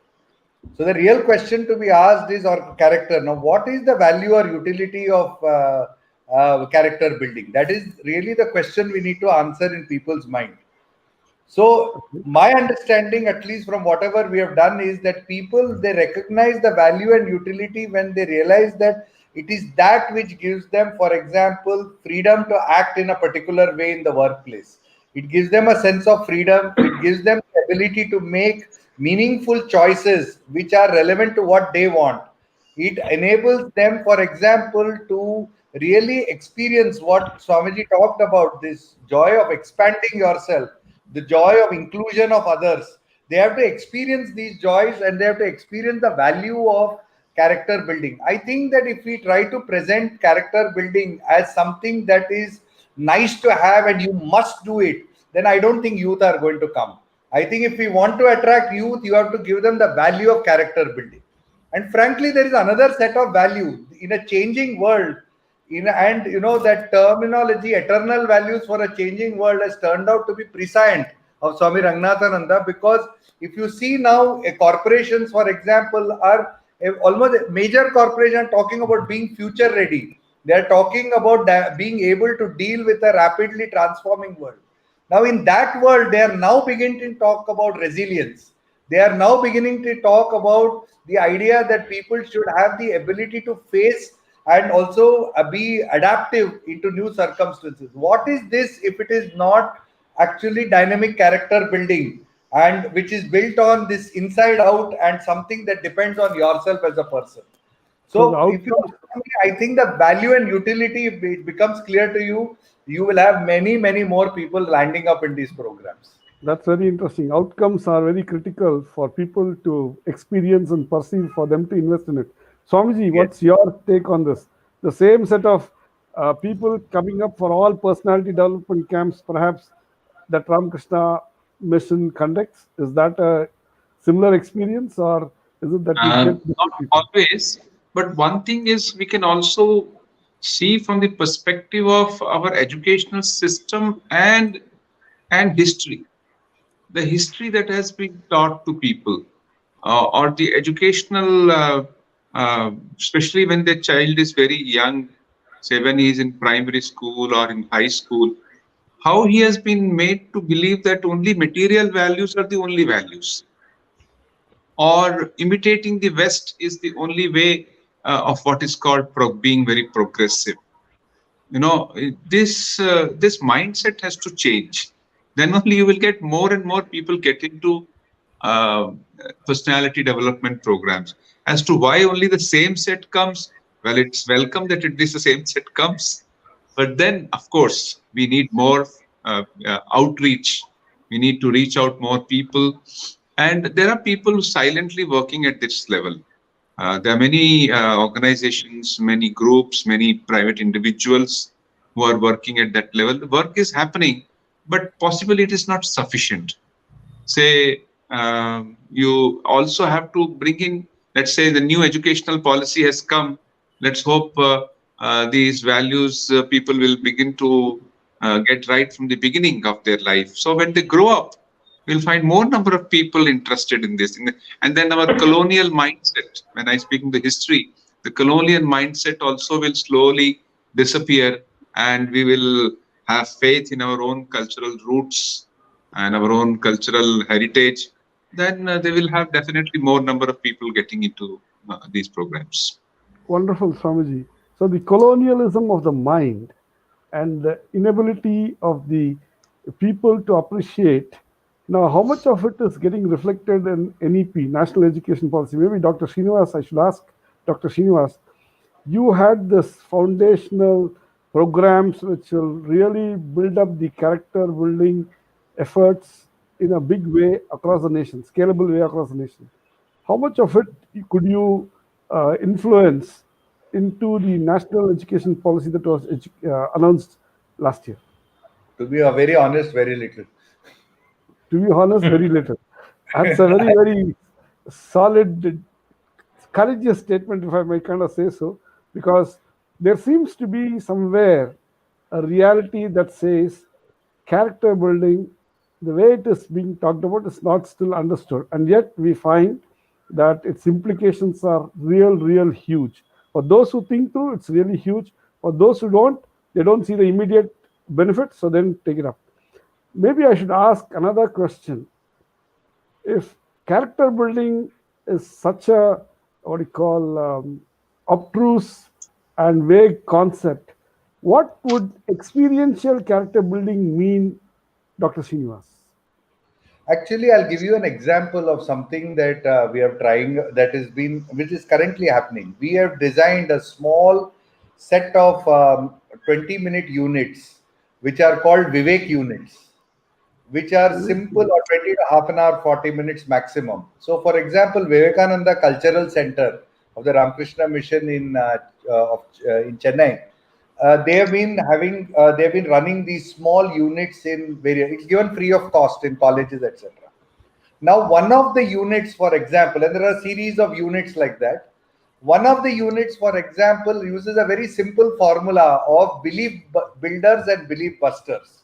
So where students try to understand in about half an hour that what actions leads to increase in belief in themselves and what actions bust their beliefs in themselves. And they understand for themselves in that simple half an hour, 45 minutes, this one idea. Now, when we tried it out, because we gave it free of cost and we were trying to do it, our objective was to see how students would react.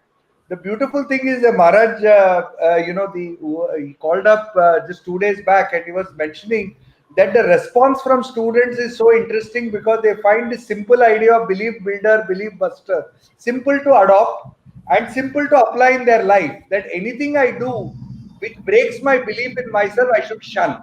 Anything which I do that builds my belief in myself, I should take up. Now, it's a very simple formulaic approach. but that is the way people can taste character building in very simple where they are sitting. We cannot ask people to, like Hanuman jump from, cross over the entire thing. They have to wade through the water, learn to swim, and then go. So we need to give them taste. It is by tasting step by step by step. That's why I agree very much with this idea of experiential character building. People must taste the benefits, digest it, walk to the next step, walk to the next step. I can't see any other way in which we can do it. Only thing is we have to be persistent and consistent across all our universities and programs. That is what I would say. So maybe I should ask Professor Ramakrishna, in your university, which is so integral in trying to make yoga default behavior for all the people who enroll in various programs, what kind of difficulties do you face in the efforts that the students put in, or are there difficulties that you face in getting them to comply with it? Actually, we say when a person or a student, rather, he comes to our university, we just try to understand what exactly the distraction of the mind he has. Patanjali makes it very beautifully. It may be due to vyadhi, disease. Dhyana is lethargy. Samshaya, suspicion about the subject what we are planning to teach or what he is intending to learn. And pramada, that is a blunder.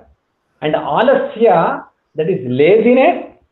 And avirati is very stubborn. The idea, whatever he possesses, he doesn't want to just come out of that. And Bhranti Darshana, illusion and the delusion are misunderstanding. And Alabdha Bhumikatva, not firm about his ideologies or aim and objectives. And Anavasthitatva, that is instability of mind. These are the different distractions of the mind. We try to assess these problems.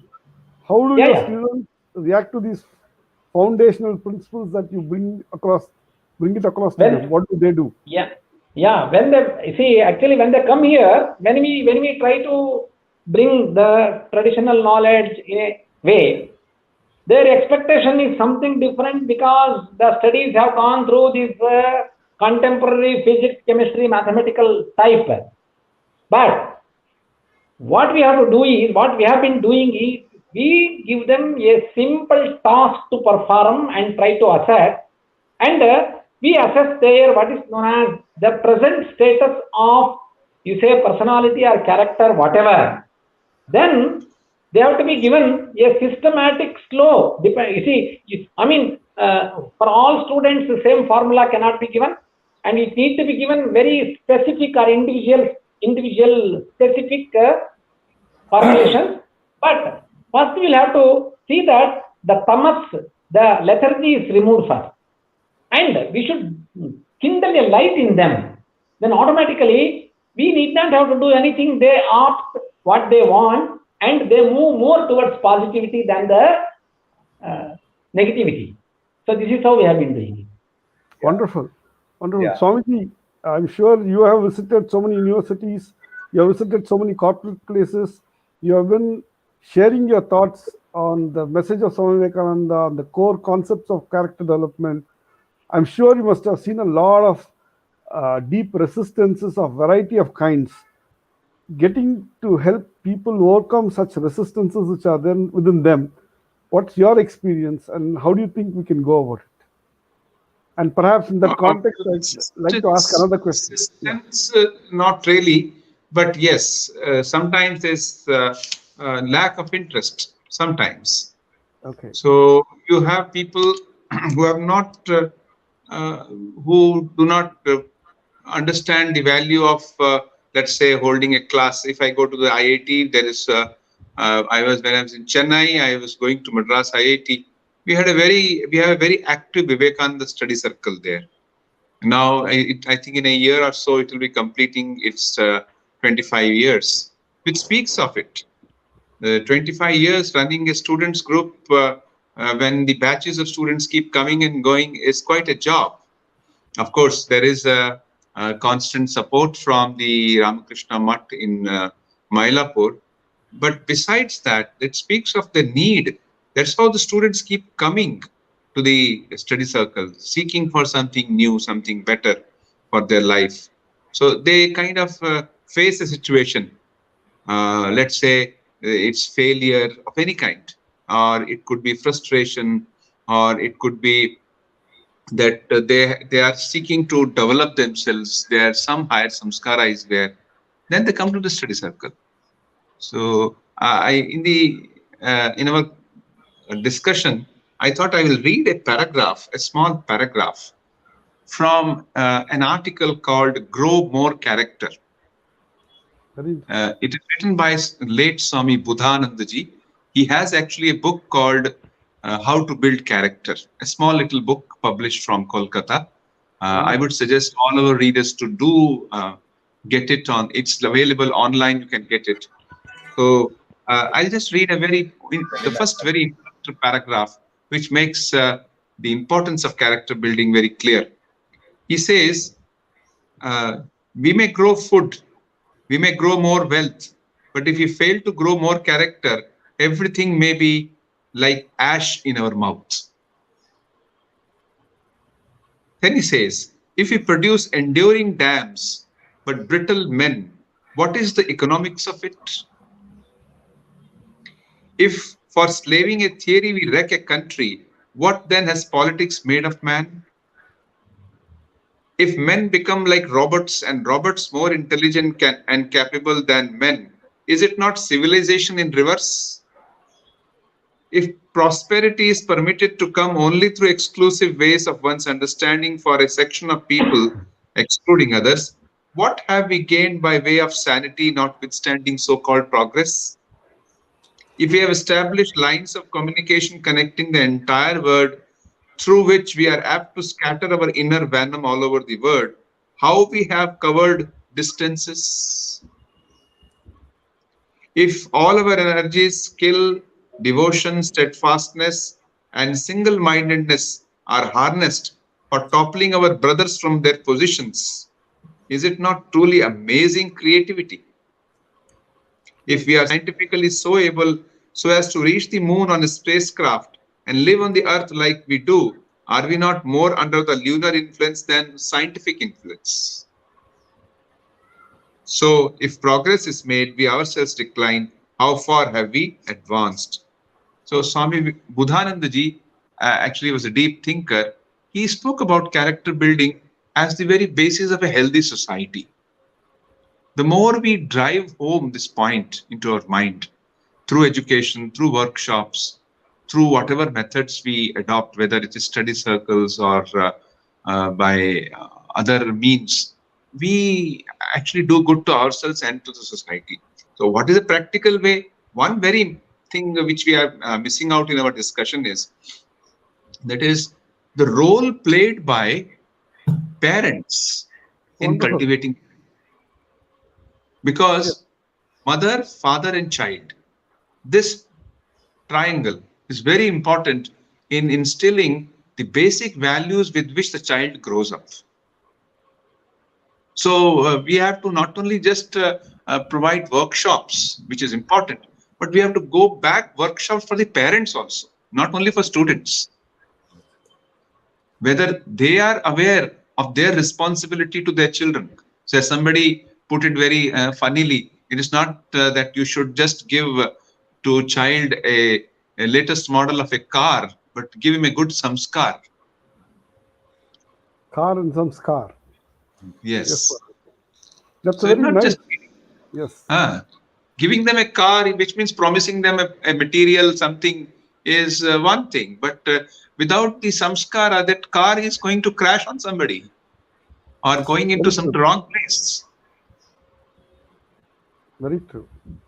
So I think we should include in our discussion the role played by parents, where the child really, they say he catches values. And not just values cannot be only taught, they have to be caught. Yes. Beautiful. So the experiential character building starts at the home. And for that to happen successfully, to build up the Atmanirbharta, the parental training or parental guidance or parental, should I say, nurturing has to happen in a proper way. Nurturing the responsibilities that parents should discharge has to happen in a proper way. The ambience, the environment should really support that. And like Yeah. Dr. Srinivas was saying, if there are so many insights that can be reduced to formula that needs to be uh, given to the students, it's as simple as that. Like you spoke about the 20-minute or 30-minute snippet of Vivek at Chennai. Here's a question that Rahul Gupta has, and he says, if a problem is solved by a formula, then why should we not advise the same to all the students? Why only restrict it to some students? It's a question of scale and it's a question of dissemination, perhaps. What's your take on this, Dr. Srinivas, and what's your take, Swamiji, on this particular thing? See, first of all, I don't think I was actually saying that everything can be reduced to a formula. I was merely making a point that it is possible to simplify complex concepts into simple and easy to adopt mechanisms. So I will. So that I think should be done to all people. There's no doubt about it. The first point which is there is that, and these need not be formulaic, they can be a very, let me give you another example of something that we had done many years back but which has had effects for several years thereafter. A simple idea like giving, in State Bank of India we presented, why should I serve? It's a simple question that you are asking somebody. Why should I serve? As a state banker or as somebody who is a public sector banker, as long as I'm able to go to work and do my job well, there is nobody who's going to force me to go and serve a customer in a special sort of way. There are no incentives like in the private sector. In the absence of incentives, in the absence of punishments, then actually only Atmanirbharta matters, which means it must come from within.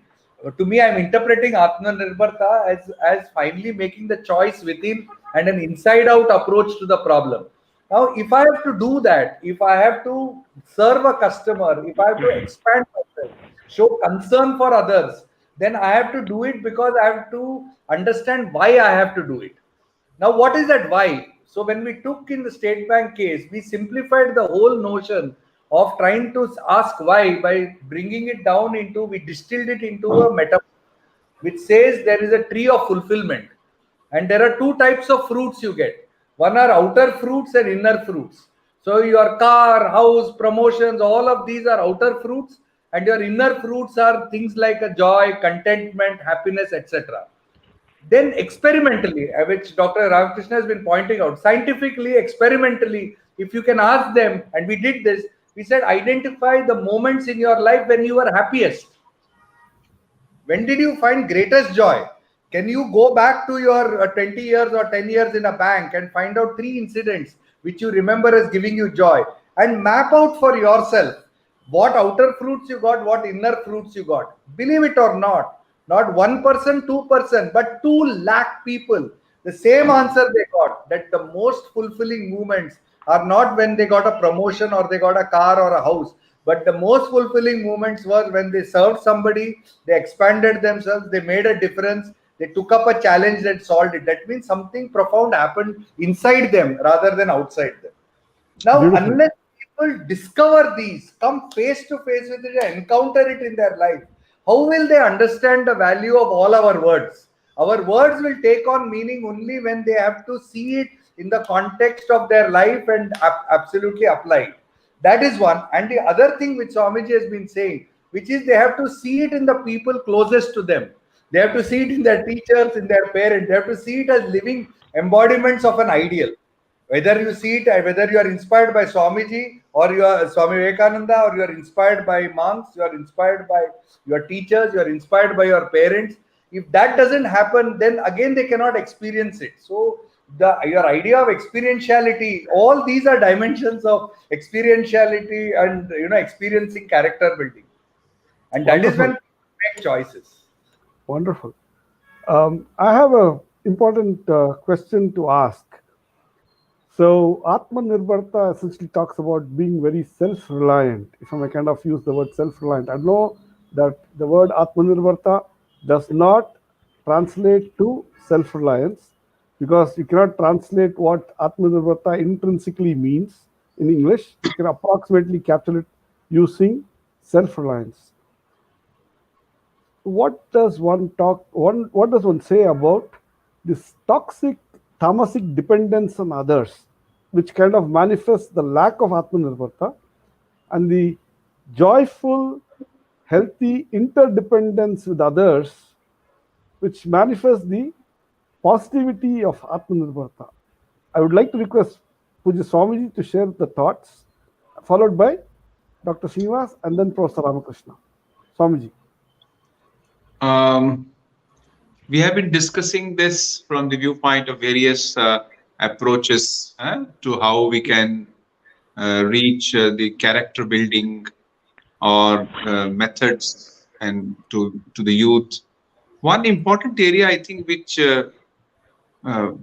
needs to be considered is when we are speaking of youth, we are not just speaking of course, the grown-up youth, let's say, who their uh, teens or those who are in their 20s or 30s, but also those who are younger ones. Okay. Uh, we should not leave them out. And it is there, if you read Swami Vivekananda's life, you find that he says that my mother played an important role in building up whatever I am today. Swamiji says that. And he also says that his mother used to tell him the stories from Mahabharata and Ramayana, which means now I come to what Swamiji said in Karma Yoga. In Karma Yoga, one of his lectures, Swami Vivekananda says that there are three aspects of religion. I think there could be three aspects of any discussion about character building also. First, he says there is the philosophical side, which is based on some mystical experience. Then this philosophical side, not everybody can grasp. Then you have the same thing put it in the form of stories, tales, parables. And then the third thing is through rituals. The same thing is put through the form of rituals, certain activities, certain practices, ritualistic practices. So philosophy, then mythology, and finally rituals. The three aspects of religion Swamiji speaks of. Can we apply the same thing to character building? You have certain ideas. Now, Srinivas is speaking up. We referred to so many things about dynamic personality, how an expansion happens, and how a person takes initiative and does things because he realizes its value. So, all may not immediately understand that. So, little children, you tell them through a story. You tell them through say, a tale from the Puranas, a tale from Swami Vivekananda's life or any great person's life. That also leaves a great impact on their mind. In fact, many of the children, they develop this idea of, let's say, we are speaking of Atmanirbharta, we are thinking of faith in oneself.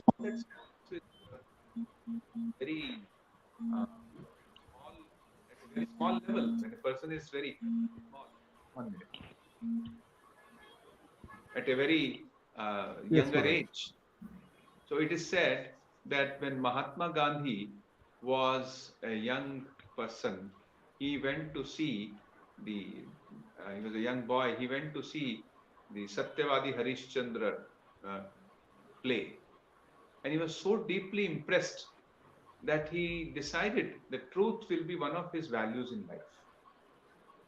So whereas look at the youth today, we are dealing with them when they grow up, when they come to colleges, when they're coming to, let's say, service sector, they start working, we are trying to improve them. But if you go deeper, how are they exposed to the TV programs or the games they are playing? Is it not leaving an impact on their character building? It is. It is leaving an impact that they are exposed to where invisible to them or imperceptible to them value of money, value of only material progress is told to them. They have forgotten the other deeper values of self-growth, of self-dependence, of self-discipline. They are not told. So I think we must go deeper, and it is there at that some foundation should be laid. Maharaj, one question, one point, this one here, just to kind of, many of these, what we are also finding is that many of the parents, they are playing a role in conditioning the children. True. So they are actually bringing in negative conditioning to the children by making them limited, competitive, and not seeing a very material view of their own self, rather than seeing that they have infinite potential. So your point about educating the parents so if the conditioning is taking place from that age by the parent, then we have a much bigger problem there. Because they're just perpetuating what they have got conditioned into, isn't it? Because Exactly. parenting is not being taught about at all in any place. And critical to this is the fact that the parents themselves have to understand and expand their own awareness of the infinite capabilities that they are possibly capable of. And the fact that they just condition the children based on societal peer pressure is what creates the damage. So that's a very important point. Professor Ramakrishna, do you have to say anything about the toxic dependence versus healthy sattvic interdependence? How Atmanirbharta has to be fashioned up? No doubt the character building should start from home. That is the reason why we say Matra Devo Bhava, Pitra Devo Bhava, Acharya Devo Bhava, all that we say.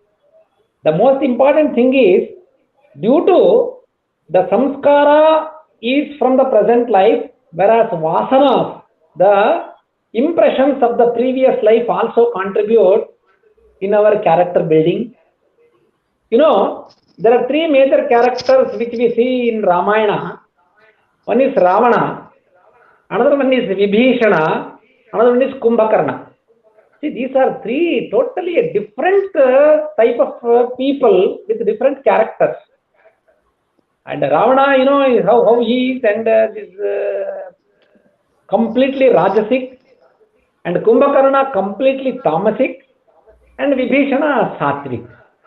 So one has to, in order to make our children with good characters, first we should try to understand what type of the vasanas they have from the previous birth. That also play an important role. That can be known only by parents. And then a real master and the teacher will definitely, he will make it possible for a change. It is said, Loko Bhinna Ruchihi. And by virtue of their prakriti, they will have different tastes and different likings and dislikings. That needs to be assessed. As Dr. Srinivasan said, we cannot make it a condition. You just make the children free from avidya. Avidya is ignorance. Asmita, remove the ego. Raga, attachment, too much of attachment for any modern gadgets or mobile culture or pub culture, whatever. And dvesha, aversion towards good qualities or good people or traditional, whatever.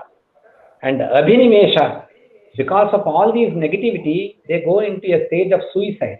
What is known as fear of death also comes into picture. Therefore, we have to follow Uddared Atmanam Atmanam. That means you don't have to do to build character or anything. It is already there. That's what Vivekananda also said, that education is already, a person is educated, but you will have to manifest it. But allow the child to grow in a congenial atmosphere and don't force them, don't monitor them. And pratibha, we call it as, it can come in any field. So that is what required. Wonderful. So congenial environment. So Swamiji has been talking about the parental duties and responsibilities in creating that congenial environment. And Dr. Srinivas has been talking about mechanisms and protocols and procedures to build that congenial environment, possibly in the schools and colleges and universities. Now, question is, why is this not being widely talked about? The fact that everybody understands congenial environment creation is critical, but congenial environment creation at home in terms of demonstrating the values despite the material chaos and confusion and what should I say, the collapse of uh, the coherence that can exist in a home. Despite that, why is it that it's not happening? That's the question that I'd like to pose to the esteemed panel. It is, I would like to tell. One is this Macaulay education system. That is point number one. And colonial influence. All, see, the same thing, if it comes from the West, people accept it honor. But because it is from the East, now people want to doubt. See, look at yoga. Yoga, till Narendra Modi ji made it a International Yoga Day, no doubt it was practiced there. But more than 176 countries participating in United Nations discussions and approving in the same session, it means the West has said it is good. It is good, it is useful. Anything brought from outside, imported, we accept it very, very open-minded. Similarly, a day will come definitely, these Upanishad values, Vedic values, Ayurveda, yoga, everything will be taught by Westerners. Then our people say that yes, it is good. But that should not happen. That is what Modi's concept of Atmanirbharta. And we should make our youth, our children, to understand the Indian values, culture, heritage, and spirituality. And we should teach them. And we should become Vishwa Guru, not others. Wonderful. So, Swamiji, congenial environment, through living the values versus congenial environment in terms of material aggrandizement, where there's a lot of the show part, but the persons creating the show have their own difficult situations in life, which intrinsically points to the kind of challenges that you talked about. So, how does one bring about the nuance and tell people that the congenial environment of looking out for how people are living values is more important? I would like to refer to one more aspect or add one more aspect to our discussion. That is the division that we have in our head and heart. Okay. So we are saying that character building is important and it should be made part of the education. It should be considered as a very essential quality for being a truly grown-up man. But that's at the head level. At the heart level, we have to go.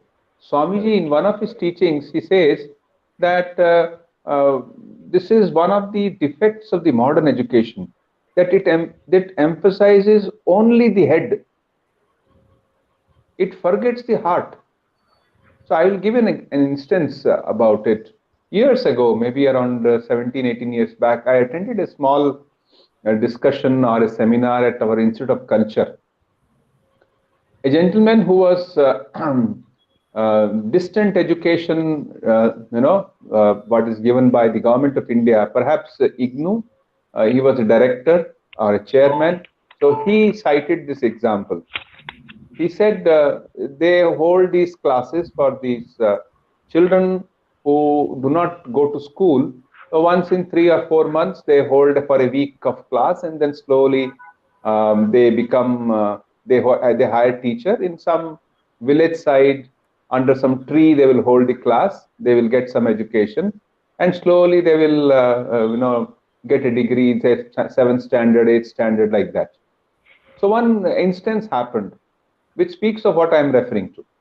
The instance was this, that there was this class where some 10, 20 students had come, all small little children, maybe 3rd, 4th standard. So they were all, there's no formal classroom, so they have to just clean up a place, and there they have to sit. Since there is, it's only mud, so they have to bring a sack from their house for sitting. And so there was this, everybody had brought their sack and they were sitting. So there was this little girl who came. and she had no sack. Even sack also she did not have at home. The village side, rural side. So she came just like that. But the rule is that you have to sit on a sack. That is the rule of the class. So she went to one boy who had brought a large sack, maybe 100 kg rice bag, a big glass. So he was sitting there. She went and said, "Brother, can I sit with you? Can you give me?" He expanded himself like this and said, "Go away, go away. You cannot sit with me." And there was this another girl sitting nearby. She calls this girl and makes this little girl sit with her, although she's sitting on a very small sack. Now the class began. The classroom teacher, he told a story. The story was, we all know the story of a hunter who lays a net in which the birds come and they get caught, and then finally they decide to fly off. And that is an example of unity. So when this was taught, this lesson was taught, afterwards the teacher asked the questions. This boy who was sitting on a large sack was the most brilliant of all. He gave all the answers very well because his comprehension was very good. His level of grasping what was being said was very good. And the other little girl who had offered the seat to the other girl who was looking for a sack, she was dull. She could not answer most of the questions. Now he asked the question, now you tell me, these moral values, this character building we are speaking of, when we feel for others, when we have, is it only a question of the head? Because this boy was so intelligent, but he's not practicing that. He's so extremely self-centered. Whereas this little girl, she doesn't understand any of this comprehension. Her comprehension is very poor, but she is able to practice. So how we are able to put these, the difference between head and heart, what Sri Ramakrishna used to say in Bengali, Man mukh ek karo. Make your mind and your mouth as one. It is there in one of the prayers in the Upanishad, the Vang me manasit pratishtita, mano me vachit pratishtitam. What I say may be established in my heart, which means I'm not just speaking through mouth. It should come from my heart. So that's very important when we are speaking of character building for the youth. Wonderful, Maharaj. That's a very, very nice point that you brought out. So the lecture that's given for the head is very different from what can move the heart to blossom up and expand. So does it mean, and maybe I should take this to Dr. Srinivas, all the modules that you have kind of offered through Illumine, is it heart-oriented or is it head-oriented, or how do you address the difference between the two? What Maharaj is saying is perhaps the central problem. It is Okay. the central problem which you have to address if you want to bring any change. Because we find it so, because teachers in universities everywhere, they are actually tuned to concepts, and they are tuned to reducing everything into an abstract concept which has no correlation to the lived life in any way. So for us, therefore, the main shift that has to take place when we are working with teachers is that teachers have to stop teaching and students have to discover answers. And discovery of answers is very different from conceptual grasp, which is Right. really a form of acquisition. I mean, someone is saying something, I quickly understand and I process it and I finished it off. So that which is for which anyway we have an educational system with the IITs and IIMs and all at the top of the pyramid for such conceptual experts. But the problem is that if you want to reverse it and really start doing it, the teachers have to play a much smaller role, and the student will have to play a much bigger role in a class, and the student will have to arrive at the answer and arrive it in the context of the student's own experience rather Right. than in the context of the teacher's theories about what it is. So, So so are you kind of saying that the current university system essentially is spoon feeding information. So the students kind of say, yeah, I know it, rather than allowing the students to actually put in efforts to rediscover themselves. They seek out people who are living those values, learn from those who are living the values as to how it can be applied in their lives, live those values, burn experience, and then prosper and thrive. So, Yes. does it mean that the university system, the schooling system, the colleges system are actually not the places where this kind of thing can be done? No, I'm not saying that. We are saying one is that we are saying that they are definitely not designed today to Okay. deliver character building. But that does Right. not mean that we cannot bring these changes, and it is possible, but it requires, that's where the bulk of our effort goes in trying to get a teacher to talk less and to discover the answers along with the student, and discovery as different from a conceptual process of knowledge acquisition. When Wonderful. acquiring knowledge and discovery have to be totally different processes. Wonderful, wonderful. So let me ask you this again, another pointed question. Swamiji spoke about the colonialism of the mind, the habits of being a person who thinks that he or she is colonized and have to fall in line because there's a higher power. Dr. Ramakrishna spoke about the Macaulayan system of education that disrupted the earlier system of education, which is beautifully captured in a book called The Beautiful Tree by um, Dharmpal ji. Right? My question to you, Dr. Srinivas, is you have been battling this divide. You have been battling the divide to enable people to cross that chasm, that deep, what should I say, the trench that is there within themselves, to get off the place where you kind of intellectually play around with these kinds of concepts and then find it boring, to a place where you experientially learn and then find it really beneficial in small steps and big time beneficial in the long term. How do you go about what's your experience in doing that? So the approach that we use is that when you try to go purely experientially, then it will become too slow and it is not scalable so easily. Right. If you go conceptually, it becomes too fast and it becomes worthless because nobody assimilates it at all. So we can neither go conceptually nor experientially, can be only to the extent that people will have to can get bits and pieces of it.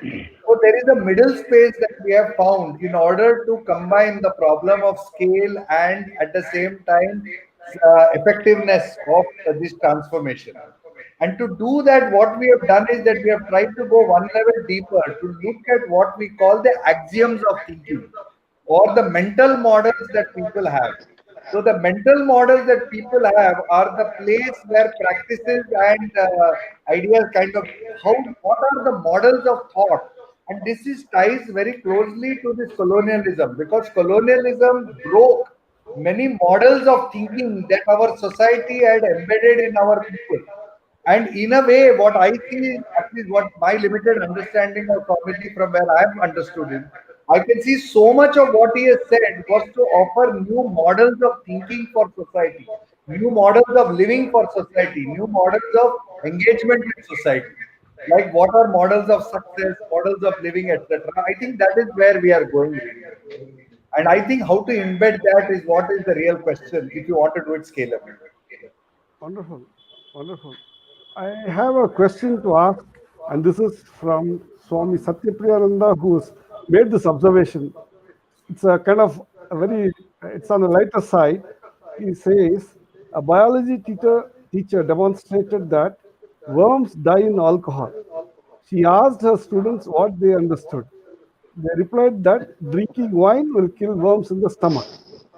Now, this is a very interesting observation. My question to all three esteemed panelists, Swamiji, Professor Ramakrishna, and to Dr. Srinivas is, when you are trying to reach out to communicate to people on some core fundamental value systems and concepts like these, if the people who are supposed to be receiving end up interpreting in this way, what do you do? How do you handle it? Maybe I can go first since I face this Sure. problem on a day-to-day basis. Yes, Dr. Srinivas. See, I think that all these are a cluster of problems associated with communication. Okay. Fundamentally, the minute you talk about communication, all these problems come out. That is the paradigm shift. If you talk about communication, you are going to talk about the problem of miscommunication. You are going to talk about the problem of knowing and intellectually receiving it, of misunderstanding the communication and of misinterpreting it, lack of connecting with the communication with what you are living in your life. All these are one problem set, which are linked to the problem of communication. That is why the term assimilation is so important, which Sri Ramakrishna himself refers to, and which Swamiji also refers to. Assimilation cannot start with communication. Assimilation has to start with discovery and starting with the student at the center and the student's journey to the truth. And it cannot start with a knowledge journey through the head into the student. This is the paradigm shift. As long as knowledge is outside in, that is communication. As long as knowledge is inside out, it is assimilation and it is growth of that person. So it is about gardening and letting the plant grow. So the teacher has to be a gardener and it cannot be a kind of provider of inputs. I think that is the basic shift in paradigm. As long as that shift in paradigm is not made, there will be no change in character building. From outside in and pouring knowledge into people to letting the plant grow and gardening that plant so that it grows. I think this is the shift in the education system we are talking about. I can ask Swamiji to respond to that. Okay. The idea that when you tell something to a listener, how he will understand, well, it's a big challenge. So essentially what our traditional approach has been, that suppose I'm speaking of a deep spiritual truth. So there's a question of adhikari, which means is he competent to receive it? So you have to scale it down. If he is a very uttama adhikari, then you can tell certain things very freely, very emphatically. If he is a madhyam adhikari, then you have to speak differently. And if he is adham adhikari or the lowest of that, then you have to speak differently. So whether when we are giving this ideas to others, whether they will perceive it, essentially when you speak in a group, when you speak in a let's say in a public meeting where you do not know people, you have to take this chance. How they will understand is difficult to say. It's only to say that it is pinpointed, it goes to the right person. Then you have to be very personal. It's what Swamiji says. When Swamiji was asked what is the ideal of education, he said Guru Graha Vasa. So there is a close interaction between the teacher and the student. So the teacher sees how the student's small little activities are. He keeps an eye on that. And the student observes the teachers in all the small little actions. And that is how this education happens. That was what Swamiji spoke of when he spoke of the ideal of education. Otherwise, speaking in a public thing, I see it this way. Suppose you present some ideas of Swamiji to a group which is completely unknown to you.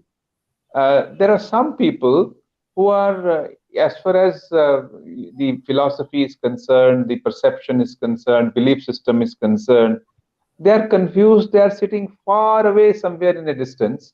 Maybe if they are fortunate, they listen to you, and you are also fortunate to be able to express properly, then they come nearer. And there are some who are already very near, they come still more nearer. And there are some who are sitting on the fence, they jump inside. Right. So this problem of communication, these issues are there. Maharaj, would you kind of say that it's a question of communication, or is it the question of framework in which each one does the understanding and reasoning? because So both are related. You see, when I communicate to somebody, he has a framework right. in which he listens. He tries to Okay. interpret the thing. Okay. So when I say something to somebody who has never heard of, let's say, the idea of Atman, it is not new. It is in the Kathopanishad we find that verse is there. Shravanayapi bahubhirna labhyaha. This Atman is not available for listening even to the most of the people. And even those who listen, they may not understand. And those who understand, they may not be able to practice it. So Wonderful. there will be only very few who will go to the very core of it. And for that, the Upanishad says the teacher should be wonderful.